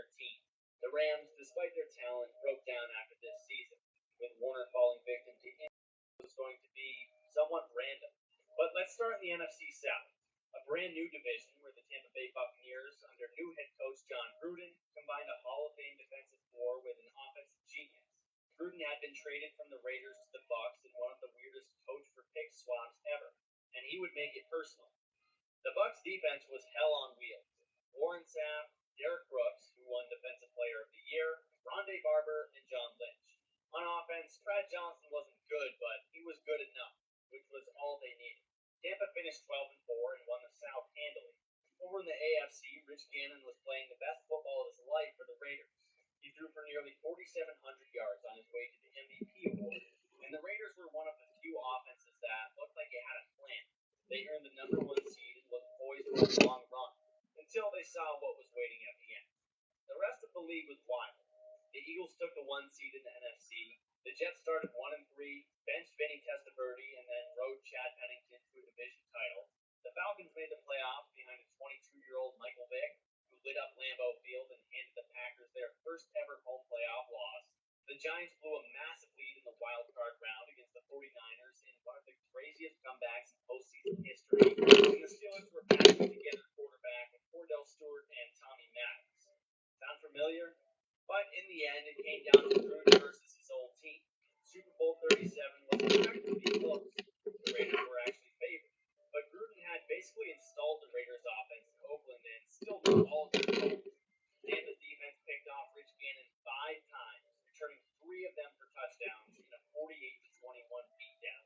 The Bucs finally got their ring, and their defense was immortalized. Gruden got revenge in the best way possible, and the Raiders completely imploded, becoming the incompetent franchise we've been used to for 2 decades. 2002 was the year the league realigned, and everything orderly got thrown out the window. But in 2003, certain teams were starting to separate themselves. The league was entering its golden age of quarterback play, but it was also the year when defense and special teams slammed the door shut more often than not. It was a season full of cardiac finishes and last-second kicks. And at the center of it all, the Patriots, who had missed the playoffs in 2002, were back. And this time, for good. But let's start with the co-MVPs. Peyton Manning and Steve McNair shared the award. Manning threw for over 4,200 yards and led one of the most explosive offenses in the league.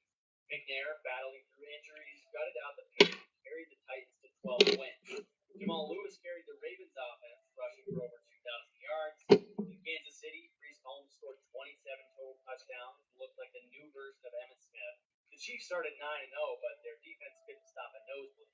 In Green Bay, Brett Favre dealt with the passing of his father, then delivered one of the most emotional performances ever, throwing 4 first-half touchdowns on Monday Night Football against the Raiders in a game where he quite literally played like a man possessed. Meanwhile, the Panthers were quietly building something terrifying in Carolina. They won 7 games by 3 points or less and became appropriately nicknamed the Cardiac Cats. Jake Delhomme had taken over for Rodney Peete mid-game in Week 1 and never looked back. Stephen Davis and a young Steve Smith Sr. carried the offense, and their defense, led by Chris Jenkins, was an above-average unit. In the AFC, the Patriots were back with a vengeance. After going 9-7 in 2002, they began the season 2-2, but did not lose again. Tom Brady earned some MVP votes for the first time. Their defense was the best in the league, and Adam Vinatieri was a sniper. The playoffs gave us thrillers. The Colts dropped 41 on the Broncos. The Titans edged the Ravens in a barn burner. The Panthers beat the Rams in double overtime on a walk-off 69-yard Steve Smith touchdown. And the AFC title game was a Brady Manning showdown. New England 24, Indy 14.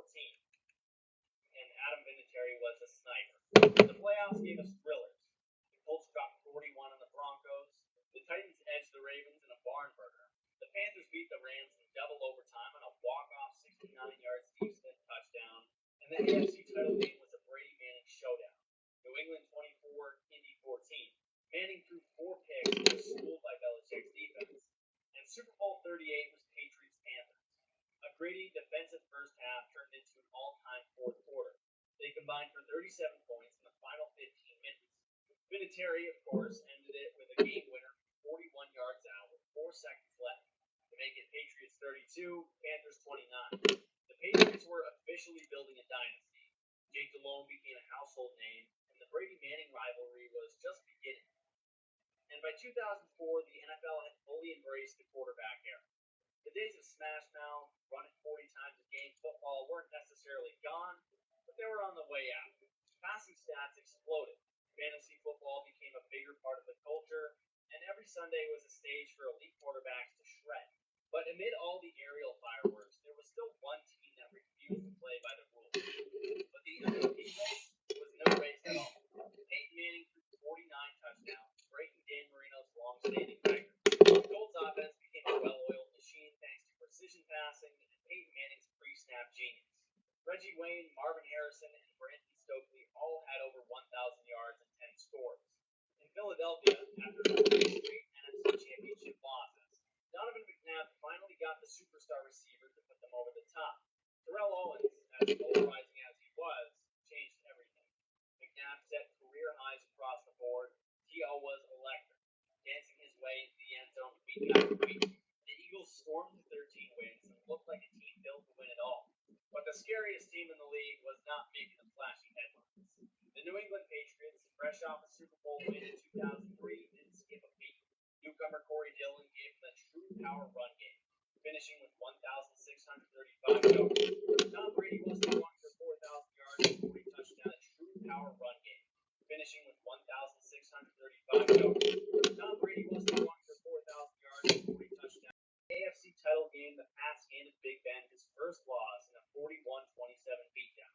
Super Bowl 39 had drama. Terrell Owens, for all of his flaws, proved his heart, playing on a broken leg and catching 9 passes for 122 yards. The game was tied in the fourth quarter, but Brady stayed calm, and Deion Branch put on a clinic with 11 catches for 133 yards, earning Super Bowl MVP. And Vinatieri, of course, sealed it late.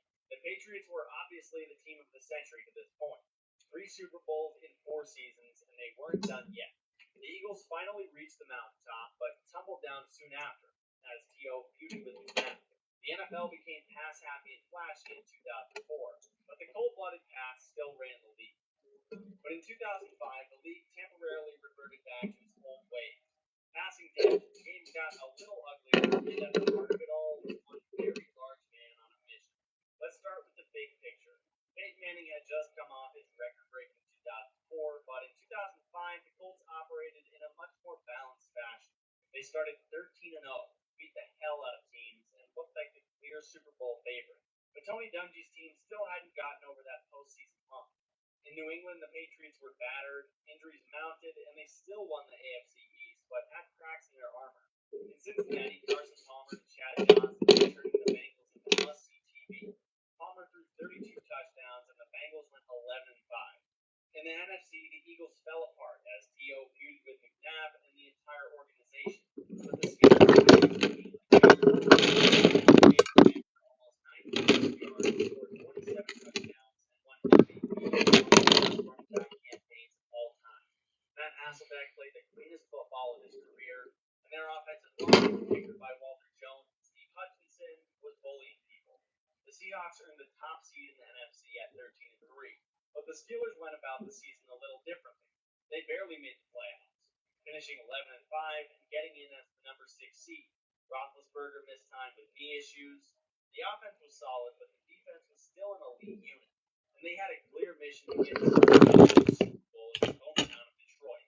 And so the running game, they beat the Bengals for wild card after Carson Palmer tore his ACL on his first pass attempt. Then they beat the 14-2 Colts in Indy in a game that included Ben Roethlisberger's game-saving ankle tackle after a near-fatal Bettis goal line fumble, capped off by the Mike Vanderjagt shank. After that, they went to Denver and crushed Jake Plummer's Broncos in the AFC Championship. Over in the NFC Championship, the Seahawks smoked Carolina, so we got Pittsburgh-Seattle in Super Bowl 40, which was a weird, flag-heavy game where the referees became part of the story. Big Ben scored a questionable touchdown, and Hasselbeck got flagged for a textbook tackle. And and the Seahawks never found rhythm. But the Steelers hit the plays when they needed them. Antoine Randall L. for a touchdown to Miles Ford on a reverse pass, closed it out. Ward won MVP, and Bettis finally held the Lombardi in Detroit. The Steelers became the first 6 seed to win it all. Bettis retired on the podium, and the officiating controversy became a permanent part of Super Bowl lore. But let's move on to 2006. At this point, Peyton Manning was becoming ridiculed for his annual monster regular seasons followed by playoff exits. A generational quarterback who couldn't get over the hump. He had the stats, 2 MVPs, and Hall of Fame trajectory, but the ring was still missing. New England haunted him, and every year seemed to end with a collapse. But 2006 presented every chance for that year to progress. As for the rest of the league, the NFC got shuffled a bit, and a man named Devin Hester became the best kick returner the world had ever seen. The Chargers were arguably the most complete team in football, however. They went 14-2, had LaDainian Tomlinson in full-on God mode, rushing for 1,800 yards and scoring a new record 31 touchdowns on his way to the MVP, while Philip Rivers took over for Drew Brees and excelled. But as we know with the Chargers, the postseason was a different story. In New Orleans, Drew Brees arrived fresh off shoulder surgery and transformed the Saints overnight. With Sean Payton calling the shots and rookie Reggie Bush electrifying the dome, the Saints became the heart of a post-Katrina city still putting itself back together. They finished 10-6, won the NFC South, and reached their first ever NFC championship. But the NFC belonged to Chicago. Behind a monster defense, a breakout season from Hester, and Rex Grossman, the Bears finished 13-3. Their Urlacher-led defense was top shelf. Hester was housing a kick every few weeks. But winning it all with Rex Grossman under center was going to be no easy feat. Back in the AFC, the Colts started hot, but dropped 4 of their last 7 games, as their defense was a problem. But once the playoffs hit, something flipped. They beat the Chiefs, outlasted the Ravens, and then finally got another shot at the Patriots. The AFC Championship game became an instant classic. The Patriots went up 21-3, and it looked like the same old story. But Peyton stayed poised and led 5 second-half touchdown drives. Joseph Adai punched in the go-ahead touchdown with a minute left. Final score 38-34 Colts. Peyton had finally slayed the dragon, and Super Bowl 41 was quite the contrast of styles. Devin Hester returned the opening kickoff for a touchdown, the first time that had ever happened in Super Bowl history. But that was the highlight of the game for Chicago. Manning didn't light it up, but he managed the rain-soaked game to perfection. The Colts established the run, forced turnovers, and the Bears unraveled. Colts 29, Bears 17. Tony Dungy became the first black head coach to win a Super Bowl. Devin Hester became a legend despite the loss, and Peyton finally silenced the critics who got the one thing missing on his resume. But in the background, Tom Brady and Bill Belichick were preparing to rewrite the history books in 2007. After Spygate hit in Week 1, the Patriots took it personally and decided to humiliate the rest of the NFL. In the offseason, the Patriots had added Randy Moss, who had spent the last 2 years buried in Oakland, and Wes Welker, a quietly ascending slot receiver imported from Miami. That duo, with Brady at the helm, became unstoppable. Brady threw for 50 touchdowns, and Moss got 23 of them, both NFL records at the time. They finished the regular season 16-0, becoming the first team in NFL history to do that. Along the way, they put up scores of 48, 49, 62, 56, and beat the reigning champion Colts on the road. Their 4th Super Bowl of the decade looked automatic. In the NFC, the Cowboys went 13-3 behind Tony Romo, Terrell Owens, and a loaded roster. Up in Minnesota, rookie running back Adrian Peterson broke the single-game rushing record with 296 yards against the Chargers, announcing himself as an instant superstar. But the postseason belonged to the New York Giants, a scrappy 10-6 wildcard team that got hot at the right time. Eli Manning was inconsistent all year, but the defense was ferocious. Michael Strahan, Justin Tuck, and Osi Umenyiora formed a pass-rushing trio that drove the quarterbacks like the Giants won 3 straight road games to reach the Super Bowl, including an NFC Championship in Green Bay so cold that Tom Coughlin literally froze mid-game. Then Brett Favre threw a crushing interception in overtime. Giants 23, Packers 20, and the script was set. The best team of all time versus the team that barely made the playoffs, but had actually almost taken them down in the final week of the regular season. And in Super Bowl 42, the Patriots, averaging 37 points per game, were held to just 14. The Giants' defense battered Brady all night, and then, down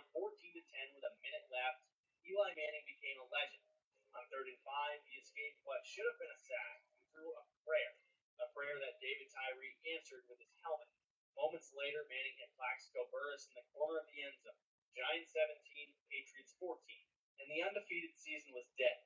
The Giants pulled off the greatest upset in NFL history. The helmet catch became written in history, and Eli, forever polarizing, joined his brother by getting a ring of his own.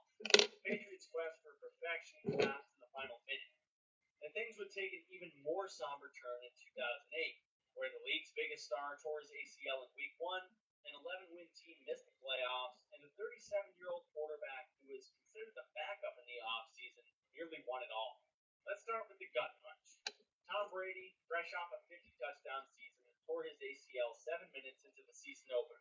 Just like that, the Golden Boy was out, and the reins of the juggernaut were thrown into the hands of Matt Castle, a backup who had not started one game since high school. Somehow, he led the Patriots to 11 wins, but they still missed the playoffs in a stacked conference.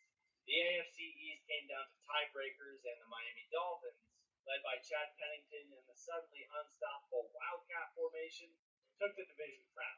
Peyton Manning quietly added to his legend, winning his third MVP, and this was also the year Brett Favre joined the Jets after his messy Packers divorce, allowing Aaron Rodgers to finally take over in Green Bay. Meanwhile, Big Ben and the Steelers were back at it once again. Their defense, led by Troy Polamalu and Defensive Player of the Year James Harrison, was one of the best of the decade. In the NFC, the Arizona Cardinals woke up. Kurt Warner, resurrected from the backup pile, top 5. He and Larry Fitzgerald dragged Arizona and its terrible defense to one of the franchise's best seasons ever. Rookie Matt Ryan led the Falcons to an 11-5 season in the post-Michael Vick era. The Panthers pounded the rock with D'Angelo Williams and Jonathan Stewart, and the Vikings, still in quarterback hell, watched Adrian Peterson lead the league in rushing yards and carry the team to a 10-6 finish. But the Super Bowl was between the Steelers and the Cardinals, and it delivered perhaps the greatest ending in NFL history. First came James Harrison's 100-yard pick six, the longest in Super Bowl history. Then Larry Fitzgerald responded with a skid 64 yards to the house with 2:37 left. The Cards might have it in the bag, but Roethlisberger had one more run. 8 plays, 78 yards, and one impossible throw into the corner of the end zone. Santonio Holmes, tiptoeing the sideline with both feet in, pulled off a quarterback catch for the ages. Steelers 27, Cardinals 23. Pittsburgh got their 6th ring, more than any other franchise. Holmes won MVP, but Warner and Fitz fell just short in an epic showdown where nobody knew who'd be standing until the final toe tap. But in 2009, the decade was ending with Drew Brees, Brett Favre, and Peyton Manning battling for the throne. The game was more quarterback-driven than ever, and yet the biggest moment of the year came on a special teams play that no one saw coming. It was the year of redemption for New Orleans and the year of revenge for Brett Favre. Let's start in New Orleans. The Saints had had minimal success in their history, a franchise famous for fans in paper bags and losing seasons. But in 2009, that would change. Drew Brees threw for over 4,300 yards and 34 touchdowns. Sean Payton was one of the best play callers in the game, and the Superdome was deafening. The Saints started 13-0 and had the league's top offense. Up in the cold, dark north of Minnesota, Brett Favre came out of retirement once again, this time wearing purple just so he could get back to the Packers. At 40 years old, he was as good as ever, throwing 33 touchdowns and leading the Vikings to a 12-4 record. He went 2-0 versus Green Bay, and it looked like he might get one last ring. Peyton Manning, meanwhile, was still Peyton Manning. He led the Colts to a 14-0 start before they controversially punted the final 2 weeks. Manning won his 4th MVP and had a receiving core of Reggie Wayne, Dallas Clark, and a breakout Pierre Garçon. They looked like the best team in the league, and the playoffs were electric. Favre torched the Cowboys, then lost a war to the Saints in the NFC Championship, a game where the Saints were basically trying to end his life, and he threw a brutal interception with the game tied and seconds left in regulation, allowing New Orleans to win in overtime and advance to the Super Bowl. In the AFC, the Colts walked through Baltimore and the Jets, and that set the stage for Super Bowl 44, Saints versus Colts. Manning started hot. The Colts went up 10-0, but then came the ambush. Sean Payton opened the second half with a surprise onside kick, flipping momentum and shocking the world. From there, Brees picked the Colts defense apart before the dagger, which came in the form of a 74-yard Tracy Porter pick six. Payton's near-perfect season ended in disappointment, but Brees lifted his son during the confetti after the Saints ended the decade with their first Super Bowl win in franchise history to help heal the city of New Orleans. Thank you for watching, and if you like this video, I think you'll like this one too.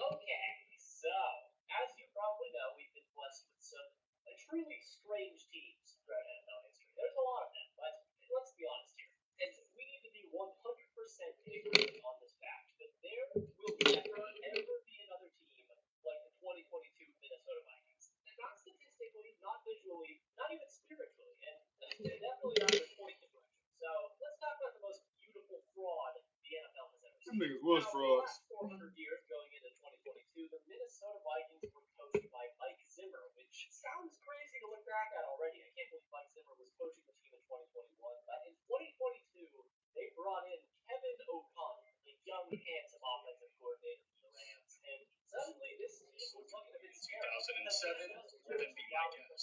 Okay, so I'm going to show you on offense. So they have all the pieces to be amazing, and the defense, we'll get there when we get there. But this team was looking to be good. A contender, absolutely not. But it was all going to come down to could the offense carry this team to maybe a fringe wild card spot, and could Kevin O'Connell be a good head coach? And the answer to both those questions were yes. Other questions remain to be seen. Week 1 could not have started out better. It was just a routine Vikings win. You know, what more can you ask for than a 23-7 beatdown of the Green Bay Packers? Justin Jefferson dropped near 200 yards.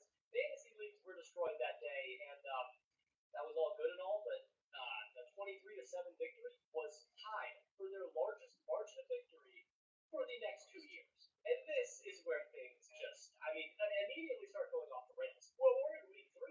Week 3, and things stop making sense. So here we are with the Vikings being 1-1, and at home, and they were getting booed, but they ended up fighting back versus the Lions and got a game winner to KJ Osborne, the greatest player in Minnesota Vikings history. But this was nowhere near a convincing win. Detroit missed 2 field goals. Jared Goff threw a late pick, and Detroit also screwed up 2 more downs, and yet the Vikings still barely won, which led to a game in London, which I remember not watching because I'm not waking up at 6 in the goddamn morning for Minnesota Vikings football, but this game was truly something. The Vikings were the better team. The Saints were not a very good football team, but they should have lost this game. They should have lost it easily, but they ended up getting a double-going field goal to win the game, and I would love to go in more detail on this game, but I am telling you, this is probably their 7th least crazy game of the season. And from there, they picked up a very convincing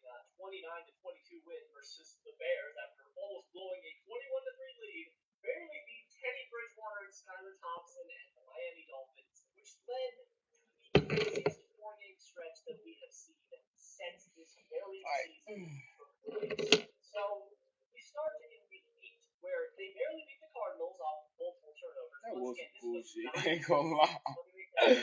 If I was a Cardinals fan, I was mad, nigga. Like Patrick Peterson, Eric Kendricks, Daniel Hunter, Darius Smith, but they just never could put it together. But versus the Cardinals, they ended up getting some turnovers and stole the game, which led to the football gods just smiting them down 1 week later.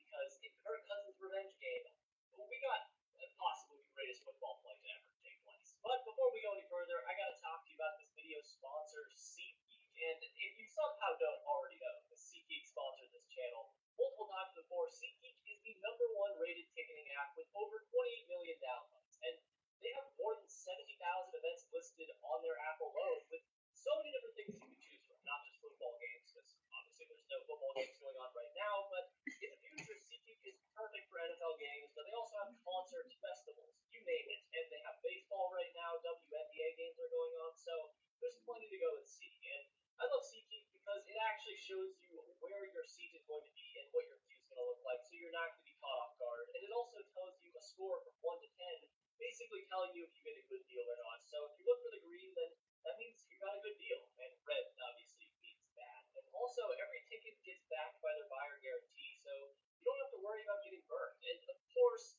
I've got you covered too. So if you use code FROG10, you get 10% off your next set of tickets on SeatGeek. So once again, that is 10% off any ticket with promo code FROG10. Just hit the link in the description or click the pin the app and use the code at checkout when the time comes. So thanks to CT for sponsoring this video, and with that, let's get back to it. In this revenge game, Captain Kirk, Big Kirko, needed to get it back in blood. And he did, but the Zebras tried to fight against that, okay? I mean, there was this one play where Taylor Heineke threw it into the end zone in what should have been an easy interception, but damn it, the ref said otherwise, and just took out Cam Bynum, just completely took him down to the floor, and the Commanders got a touchdown off of what should have been a free pick.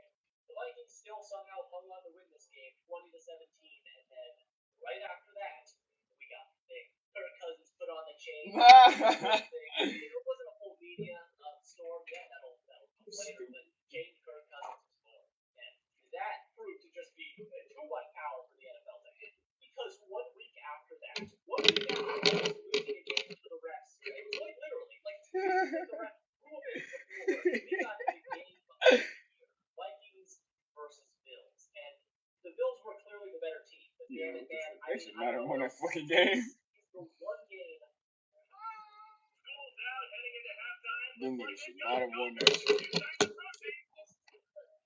So good. Great choice. More protein, more fun. Chevy is called the heartbeat of America. Like the people who keep this country moving.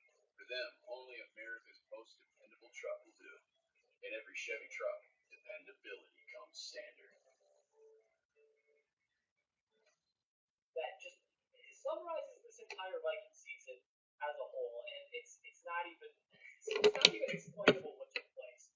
Basically, the game was already crazy to the point where you kind of have to go through the game yourself and look at it. I can't even do it justice, but what Justin Jefferson made, probably a top 5 catch of all time, the game shifted into max from overdrive, as that catch also somehow literally didn't lead to anything. And the Vikings just got stopped on the goal line, which gave the ball to the Bills, who then fumbled. Vikings then scored. The Vikings then got into overtime with the Bills, and then got an interception by Patrick Peterson at the young age of 77 years old, and won the game.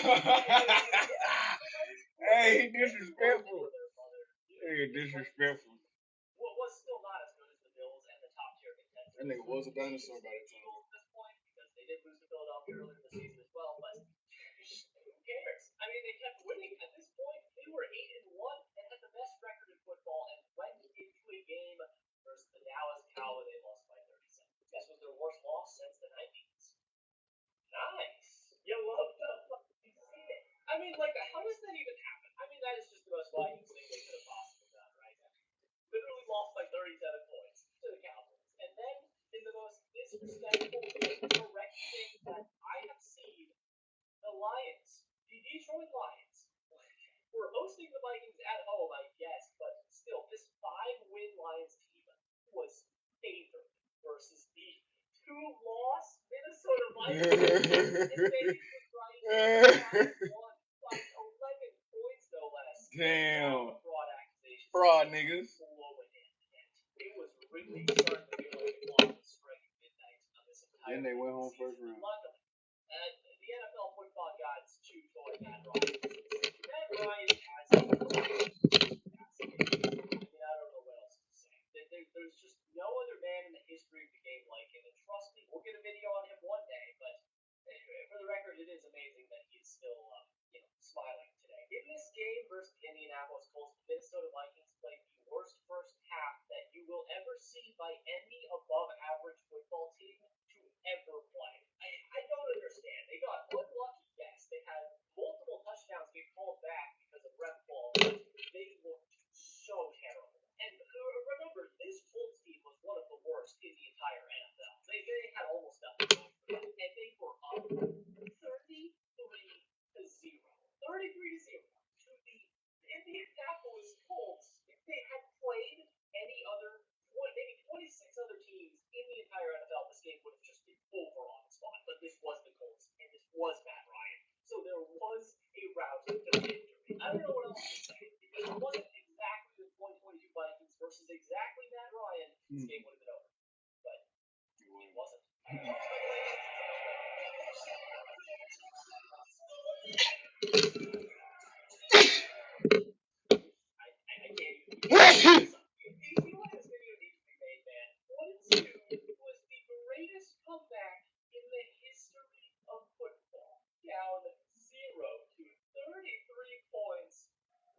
Ryan did it. The other man managed to lose the game, and honestly, this one is way more his fault than the Falcons' incident. I'm not gonna finish that sentence, but the Vikings won it 39-36 in overtime, and I don't know what else to say. Who cares if they're frauds at this point? A win is a win. They might as well just take this all the way to the Super Bowl. It's probably going to happen at this rate, right? And yeah, they just kept going. I don't know what else to say. This team was the most entertaining team in America at this point. Every single week, you knew things were going to go down. They were my favorite team to watch by far, and then right after that, they beat the New York Giants on a 61-yard field goal. Actually just made 5 field goals in. I don't know what else to say, man. At this point, it was clear that this team had a 50-50 chance of literally beating any team in the history of football. 50% of the time they beat the 1985 Bears, and the other 50% of the time they lose to the 1937 Brooklyn Dodgers. Yeah, it's actually a real team.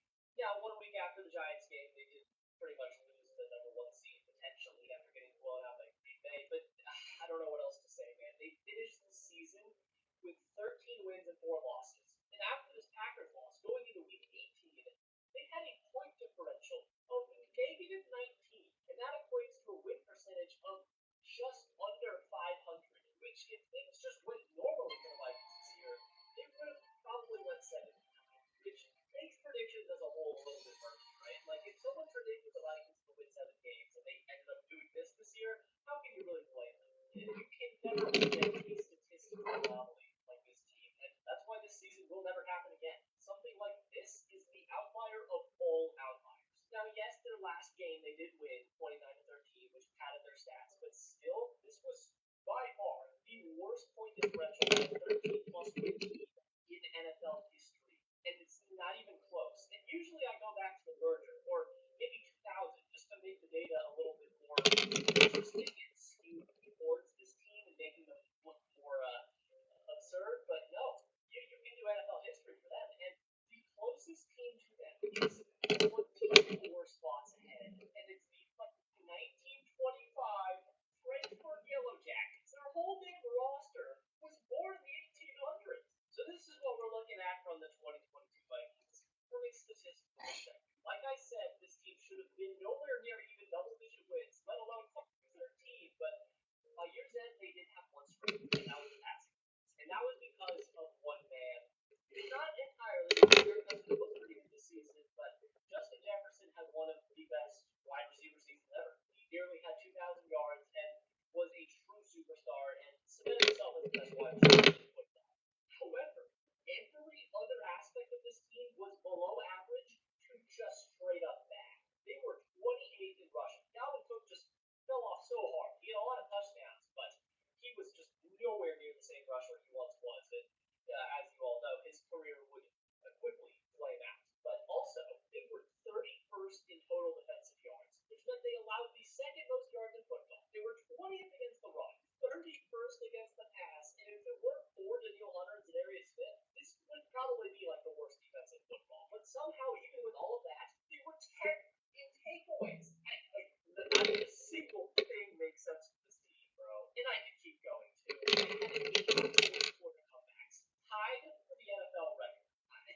It's just insane how this keeps going on. And famously, they were 11-0 in one-score games. They did not lose a single close game all season. They were either going to win it at the buzzer or just get blown out from the beginning. Well, yes, that is true. They were 11-0 in one-score games, but when you include the postseason, there's one more game that gets added to that equation. Because in just the wild card round, the 13-win team had to play in the wild card because they weren't able to get the number 1 seed. They played against the CEO of sex himself, and going to take it exposed. Giants versus Vikings. Daniel Jones versus Kirk Cousins, and this game already feels like a portal to a different time. Saquon Barkley, Giants legend, was playing in this game and playing very, very well. The Vikings scored a touchdown, matched Saquon's to tie it at 7-7, and both teams looked pretty good early on. This was a very balanced game, which is a good thing for a 13-win team. But at home, the Vikings looked like they were going to be able to take this game. However, unfortunately, Daniel Jones played very, very well. And now we got to a point where the Vikings were in trouble. Saquon ran it in to take a 31-24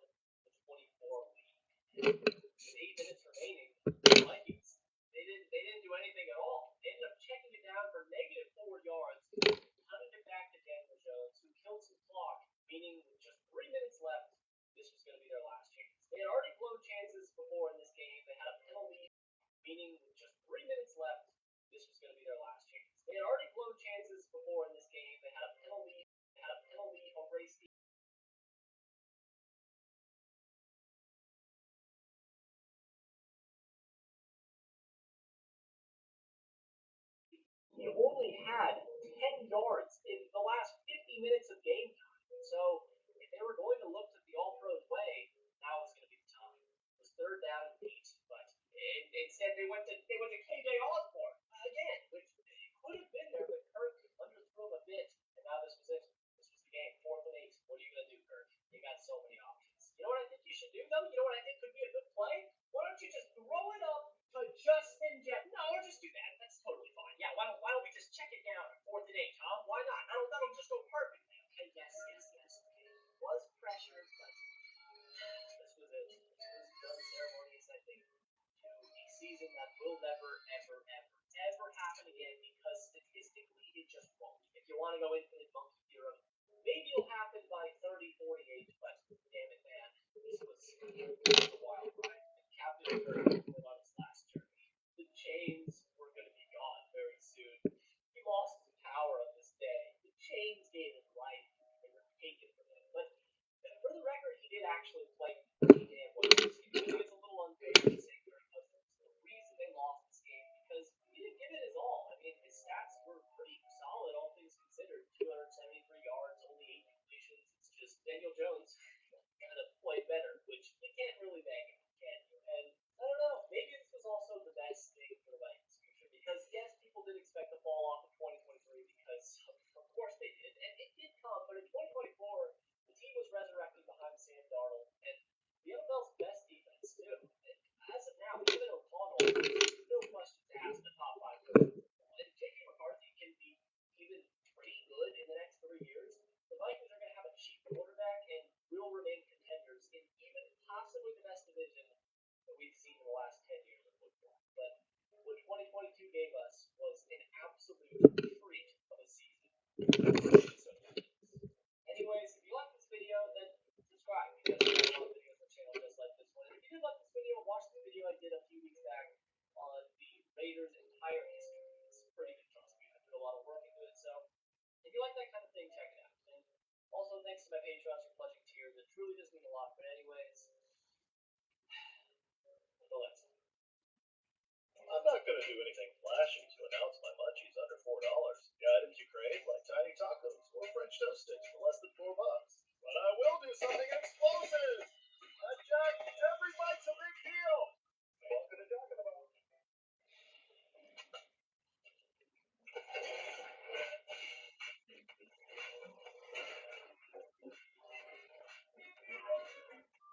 Refresh the everyday with Mentos Gum.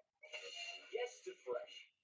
Okay, so I've been watching football for a damn long time, and this goofy ongoing reality TV show that we call the NFL has been delivering us with gem after gem after gem every year, and I just kind of realized from this video that I am sold. I feel like a lot of you watching this video didn't even watch the NFL in 2015, or for at least weren't an avid fan, and I was. Sadly, I got to watch 16 games of PJ Carey, bro. It was rough. But in this video, I'm going to be looking back at the best game of each season over the last 10 years and rank them on a tier list relative to other games. And looking back at the 2015 season, it had some absolute bangers. And the nostalgia was insane for me to look back at these games with players. Like the Week 12 Broncos versus Patriots game on primetime in the snow was just a game where I remember exactly where I was watching it. And C.J. Anderson got a walk-up touchdown. It was great, but there were other contenders for the spot.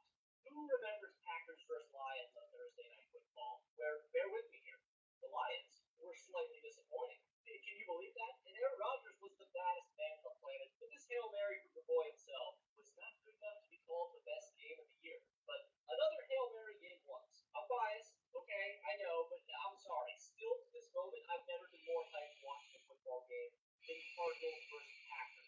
Well, maybe it was one other time, but we'll get there. This game was simply insane. Now, I will give you that. This game wasn't instantly entertaining like some of the others on this list, but from a narrative, a storytelling perspective, this game was perfect. Aaron Rodgers, once again during his time, was considered a winner. His team failed him more than he failed them, and versus second place MVP quarterback and Carson Palmer and the Cardinals, Aaron Rodgers had nothing. His whole wide receiver core was out for this game. Devontae, Randall Cobb went down during the game with a lung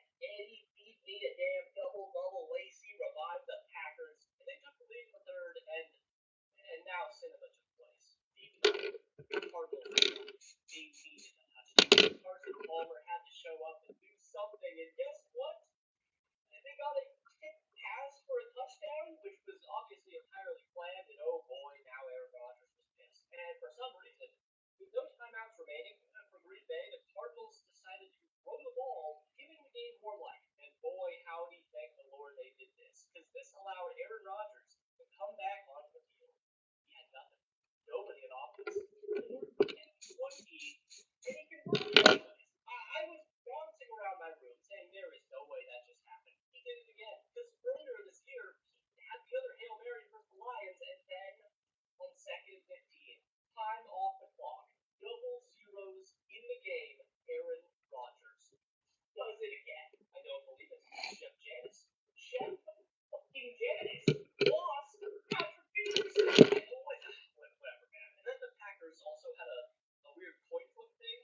Lost the coin flip, and Larry Fitzgerald decided to call game with a 57-yarder, then a shovel pass to Edmonds McMahon. With the new overtime rules, who knows when Aaron Rodgers could have pulled off. But for me, this game easily belongs, I'm going to say A tier. And the only reason it's not S for me is the stakes of this game were just the divisional round, which I'm not going to try to let take away from the pure entertainment of some of these games. And the fact that it was a bit slow for the first half, I think brings it down to A tier, which is fair. 2016. My favorite year to be a sports fan. Raiders vs. Panthers was a fun game. I had a good time with that. Until no further questions of what happened in the 2016 season. But this year had some fun stuff. You know, once upon a time, Ezekiel Elliott was 115 years old and capped off a great game versus Pittsburgh. The Cowboys' fortune in the hands of Aaron Rodgers began with the divisional round. But to me, this came down to two games. Ravens vs. Steelers in Week 16 were one of the most underrated games of the last forever, basically. And, well, never mind.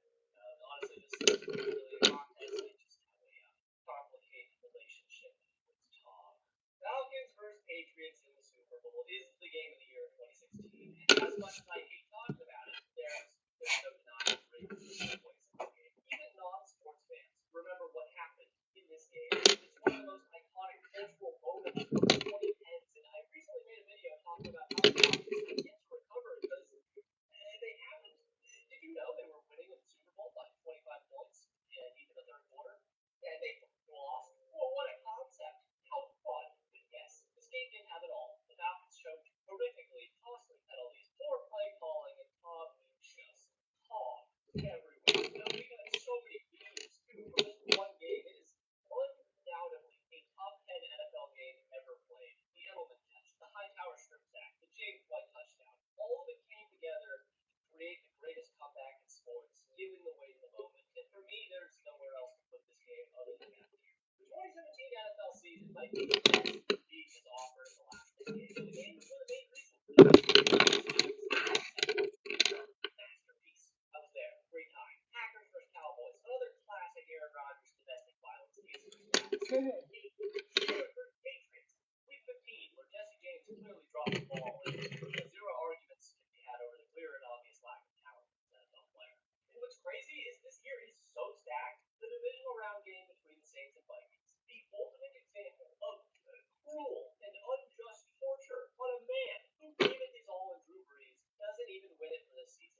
The damn Minneapolis Miracle happened, and I still don't think that's number one. Because Eagles Patriots, in my eyes, is not only a perfect Super Bowl, but a perfect game. Tom Brady, the villains, the Patriots versus the Eagles, the injured underdogs who embodied the spirit of Philadelphia and played their asses off. How could you not root for them? And Nicholas Foles and his 8.3-inch demolisher switched the roles on Tom Brady in this game, and boy, did he give him more than just foreplay. The brother could not handle the football, simply put.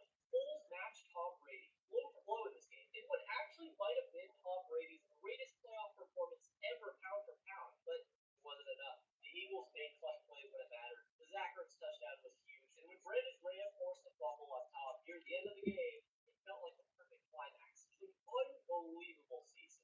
And I'm sorry. I'm sorry for those of you who weren't around for 2017. It truly was great. And also, to be fair, I completely understand if you think Vikings for Saints was a better game. Totally understandable. But for me, in the moment, it was so satisfying to see Nick Foles hold up the Super Bowl trophy and see a backup quarterback transform into prime Johnny Sins for a postseason. It was great. And for the evil empire to fall. What the fuck? 2018, yeah. So I just said that the 2017 was probably the best modern NFL season, but I think I lied. Because 2018 was too many games to even count, and this was basically the bridge year from the past of the NFL into the future.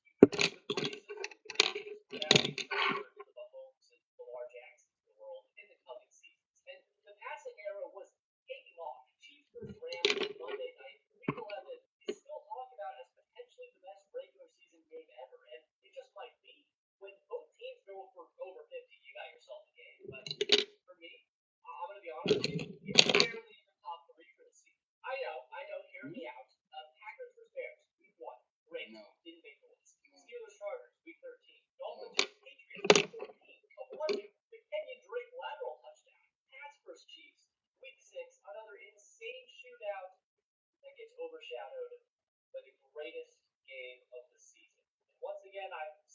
lot of videos, but I really just don't appreciate the storytelling that Patriots gave us in big games alone in the 2010s. In 2016, they overcame the odds to reclaim the title as the Eagle Empire.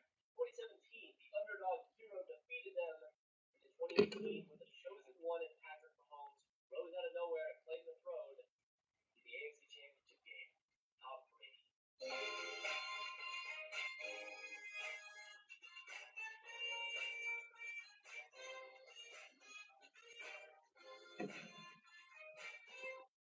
One last stand. The AFC Championship game between the Chiefs and Patriots was everything you could have wanted it to be, and it really was the Super Bowl. And you get the thrill of the Chiefs, right? The Patriots jumped out to an early lead, but of course Mahomes. The Chiefs roared to a 4-point lead with 2 minutes left in the game. They stripped the Super Bowl on the line. Tom Brady jogged onto the field, and with his most trusted soldiers, Edelman and Gronkowski, the Patriots moved down the field 1 pass at a time, and although they scored, Mahomes did not care and tied the game with seconds remaining, and this masterclass was going to overtime. But Brady won the coin toss, can you believe that? And went down the field to put a halt to the Chiefs' inevitable dynasty and squeeze one more ring out of this era in New England. But I don't know, a lot of these games that go to overtime in the playoffs, it's a shame that we don't have the overtime rules still. But this game is always going to be talked about in those conversations with Mahomes and Brady, even in probably 20, 30 years. No matter what, Brady is always going to have this game with Mahomes and the Super Bowl as well. And for me, all of this makes this an 8-year game. Probably not S, but you could easily make the case because I think the offside penalty was a little bit of a bummer, but still, 8-year is pretty good. Now, with the last 2 years being some of the best that the NFL has ever seen, finally in 2019, things slowed down a bit. Obviously, there were great games. The 49ers and Texans ended up carrying a lot of them. Honestly, Saints vs. Texans week 1, 49ers vs. Seahawks week 10, 49ers vs. Saints week 14 were all great. And honestly, you guys might be shocked, but the Super Bowl was not the winner for this season. Am I biased? Most likely. I did not have fun for 55 minutes of game time while watching this, but it was a great game and changed NFL history. I had too much fun watching Texans vs. Bills in the wild card. Genuinely the goofiest game I've ever watched. This was the first touchdown. Josh Allen didn't give a singular shit back then. Sadly, he's better right now, but man, watching this game now feels like it happened 20 years ago. Deshaun Watson was really good and tighter than usual without his services. Josh Allen was just slinging it without a care in the world, and that's why this game was so fun. Josh Allen laterals, old dudes everywhere, Frank Gore, J.J. Watt, but it was Tywan Jones, who called game basically in overtime on a crazy escape from Watson. And although the Texans instantly collapsed the next week, this game was a great time. If you weren't a fan of either team, it's just an amazing watch. But I'd still say B tier because it was more of a cloud fiesta rather than a heated battle like the Patriots-Chiefs game from last season, but it doesn't make it any less entertaining. Just a little bit of a palate cleanser, which is needed. Now, the 2020 season was, honestly, all things considered, the games weren't that great this year. The playoffs were kind of slow. The best game was probably either Packers-Bucks or Browns-Chiefs, but neither of those are really they were 5 games, and for me, it came down to 2 choices. Browns vs. Ravens in the iconic boot game, Seahawks vs. Cardinals in week 7, which is a bit anticlimactic, but come on, you can't not go with the boot game. That classic video of showing Lamar Jackson waddling to the shooter, it should just be in the Hall of Fame, simply put. But this game was amazing. Baker Mayfield as the face of the Browns, even to this day, versus Lamar Jackson, the reigning MVP, who returned from El Baggio to make a miraculous comeback and win the shootout.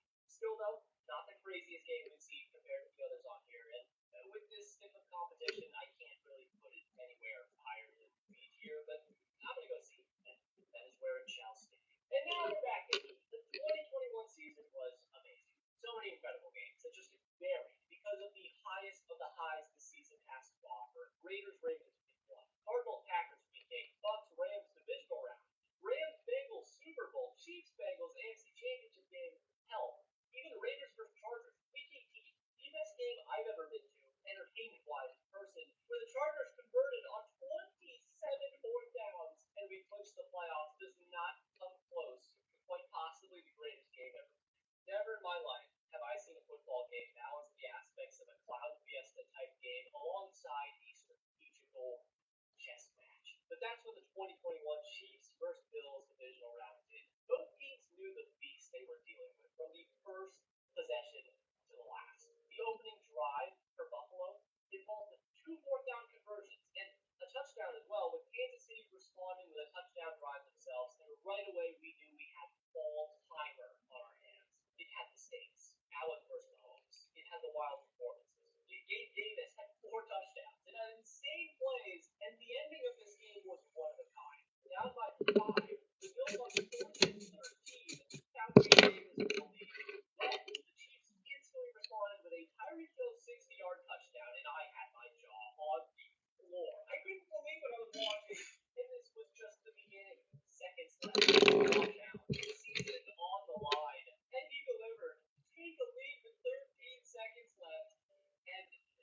stadium today.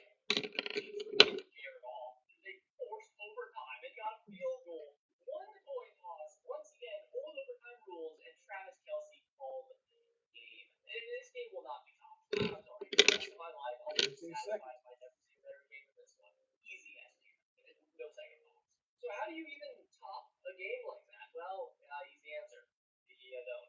The 2022 NFL season should have had its best game be the Super Bowl, but for me, the holding takes away a lot of the replay value of Eagles versus Chiefs Part 1. And there just so happened to be another Bills game that I think should the aspect of Texas Bills and crank it up to the bloody max.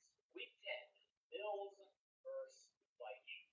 I'm sure that game bells a few rings in your cranium, but let me spell out the play-by-play for you on this one, just in case you forgot, because the Bills had the game won, and it was 4 down and 18 on what had already been a crazy game at this point. And then, Thank you, cousin. Appreciate that. Oh, his feet. I don't even understand how the laws of gravity allow for that catch to even happen.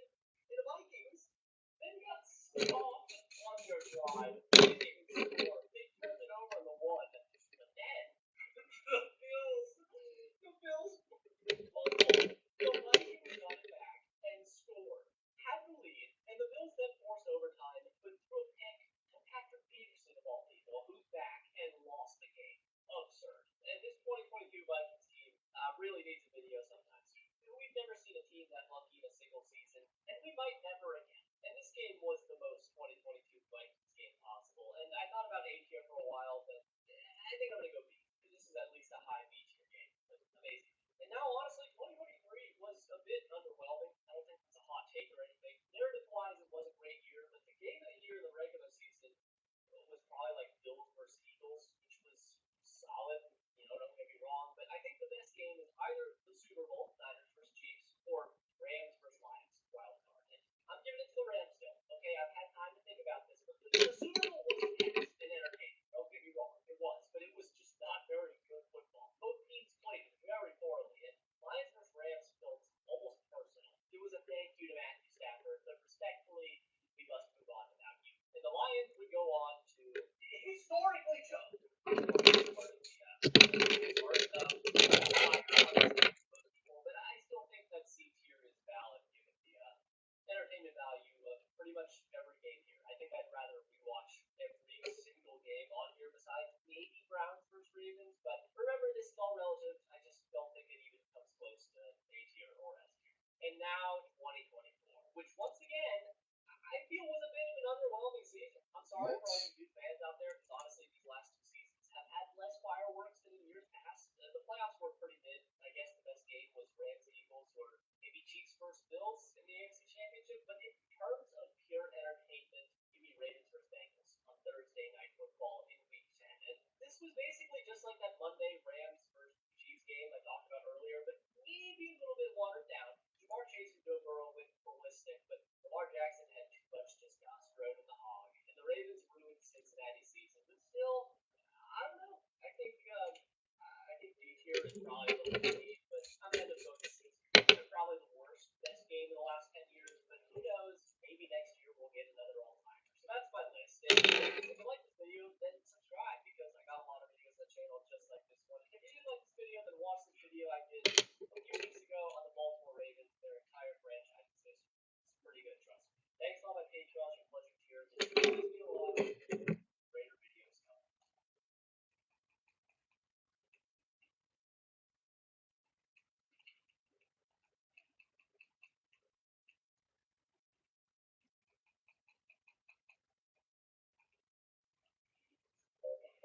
So we need to speed up the process. Woo! Hey, dude! Hey!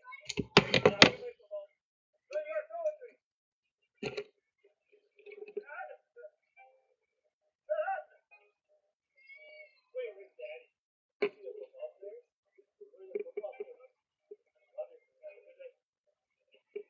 Hey, actually, let's look at a win. Woo! Woo! Woo! Woo! Woo! Here we go, buddy. Come on!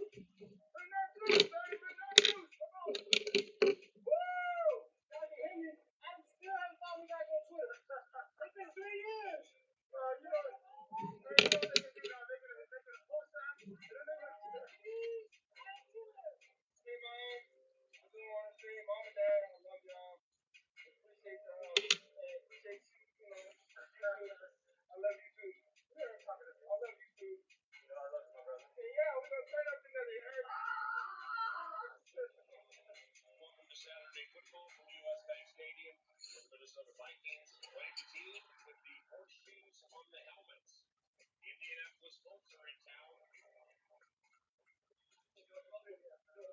go have some fun, man. I love playing with you. Let's just go all out.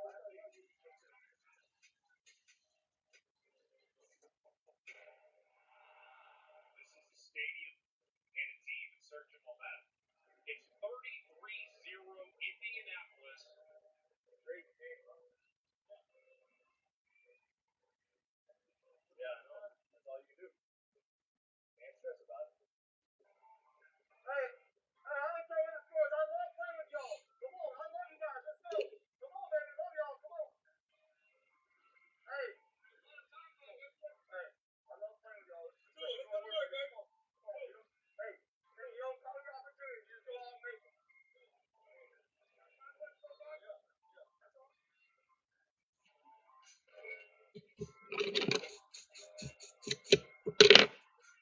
Here we go, Epic. Come on. Epic, let's go. Cousins off the shotgun.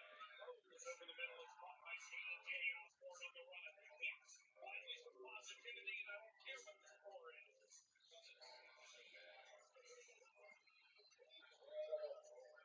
Good job, dude. Good job, KJ. Way to work, baby. Love you, brother. Good job. Big time, brother.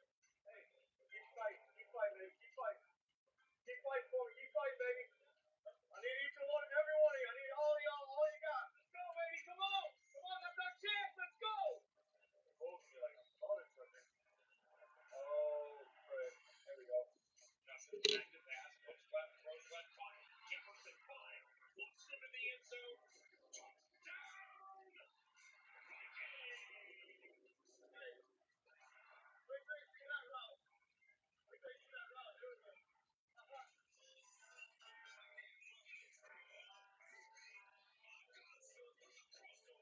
That was going to be on the highlight tape. Good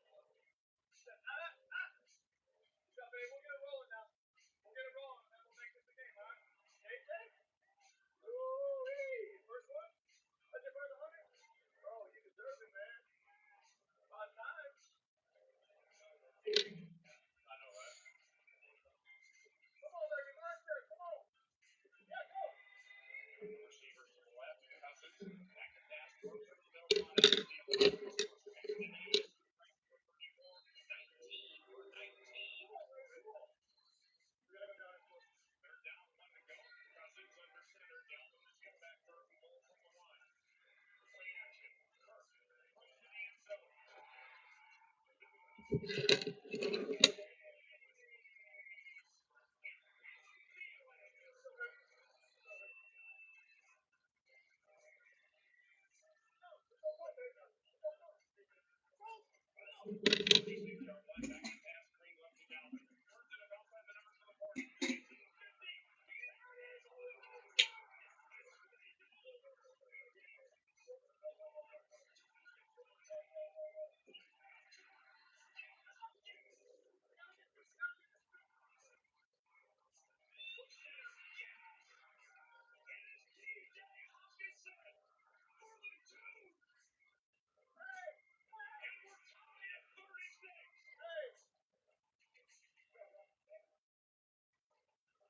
Hey, hey, you're a bad man, my brother.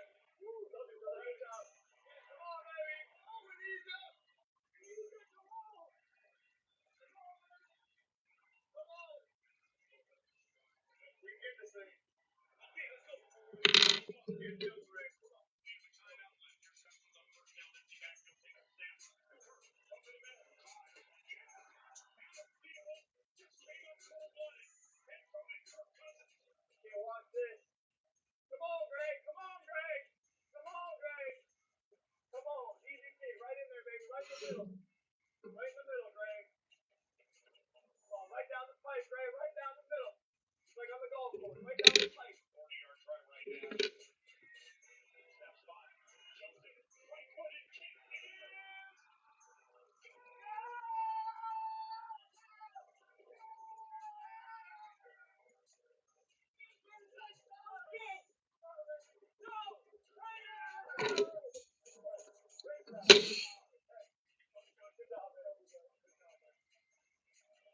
Hey!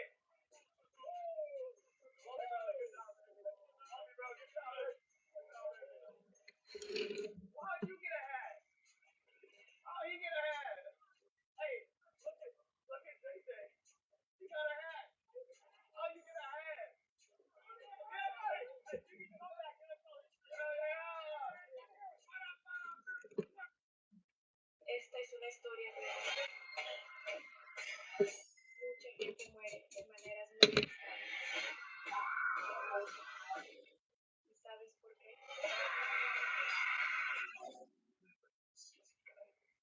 single, in a situationship, dating, or married, all you have to do once you get in a relationship is watch the other person's actions. Trust actions, not words. Ladies, if another woman can get close to your man, she's not the problem.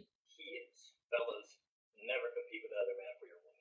Respect yourself enough to walk away from a situation where you have to compete, or if that other person is just straight up disrespecting you. There's a fundamental key that a lot of people do not understand, and that is when you get in a relationship, that relationship is not about you, it's about the other person. So when you have both people trying to please the other person, that's a recipe for an amazing relationship. Problem is, people out here just looking out for number one. I know a guy who is actively cheating on his wife. Whenever I can, I try talking some sense into this dude, and I'm just like, how would you feel if your wife cheated on you? He's like, I would be furious. We're all human. We all make mistakes. But if you're cheating, stop it. That CEO probably thought never in a million years would anybody find out. That was a Halloween Horror Nights, like group of 15 of us, right? So we're all walking, and these three girls pull me aside, and they're like, Suze, we know you're good with relationships. Give us some sauce. One of these three girls, we're going to call her Amy. Her boyfriend has secretly been coming to me asking for advice because they've been having problems. So now I get to talk to his girlfriend, and she doesn't know about this. So I'm here like, you know how long I've been waiting for this. You motherfuckers finna talk this shit out yourself. The gospel, like I'm Jesus on the Sermon on the Mount, and then Amy goes, I did all those things to get a boyfriend. I'm so glad I have a boyfriend now, and I don't have to do any of those things. And I'm like, courtship is one game, and then once you get in a relationship, a whole new game starts. You don't just get in a relationship and be lazy and expect everything to happen to you. Fast forward, I'm at a pool party, and now I'm sitting next to Amy and her roommate. Her roommate starts talking to me. There's no more good men. They string you along. There's gaslighters. There's zero accountability. So I ask her, okay, let's just get specific. What are you looking for a man to do for you? He needs to open my car door. He needs to open any door that I walk into a building for. I need flowers twice a month. He needs to pay for every single one of my Ubers. And she's going down this list. And I'm like, you know what? That is awesome. I love that for you. If I was your next POI, I would be down to do all that for you. But I have one question. What are you going to do for him? This girl got so offended that I even asked that Quiet as question. She fuck. was like, well, he gets to have me. I'm like, yeah, that kind of doesn't qualify because he gets to have you, but you get to have him. What are you going to do for him beyond just getting to have him? She couldn't answer the question. Semi-recently, I've let a lot of friendships die because I realized I was in unbalanced relationships. I was doing 90% and they were maybe doing 10%. When you get in a relationship, what you're really saying is, I am now going to give you the ability to hurt me. So imagine that other person starts hurting you and then you verbally tell them, hey, this thing you're doing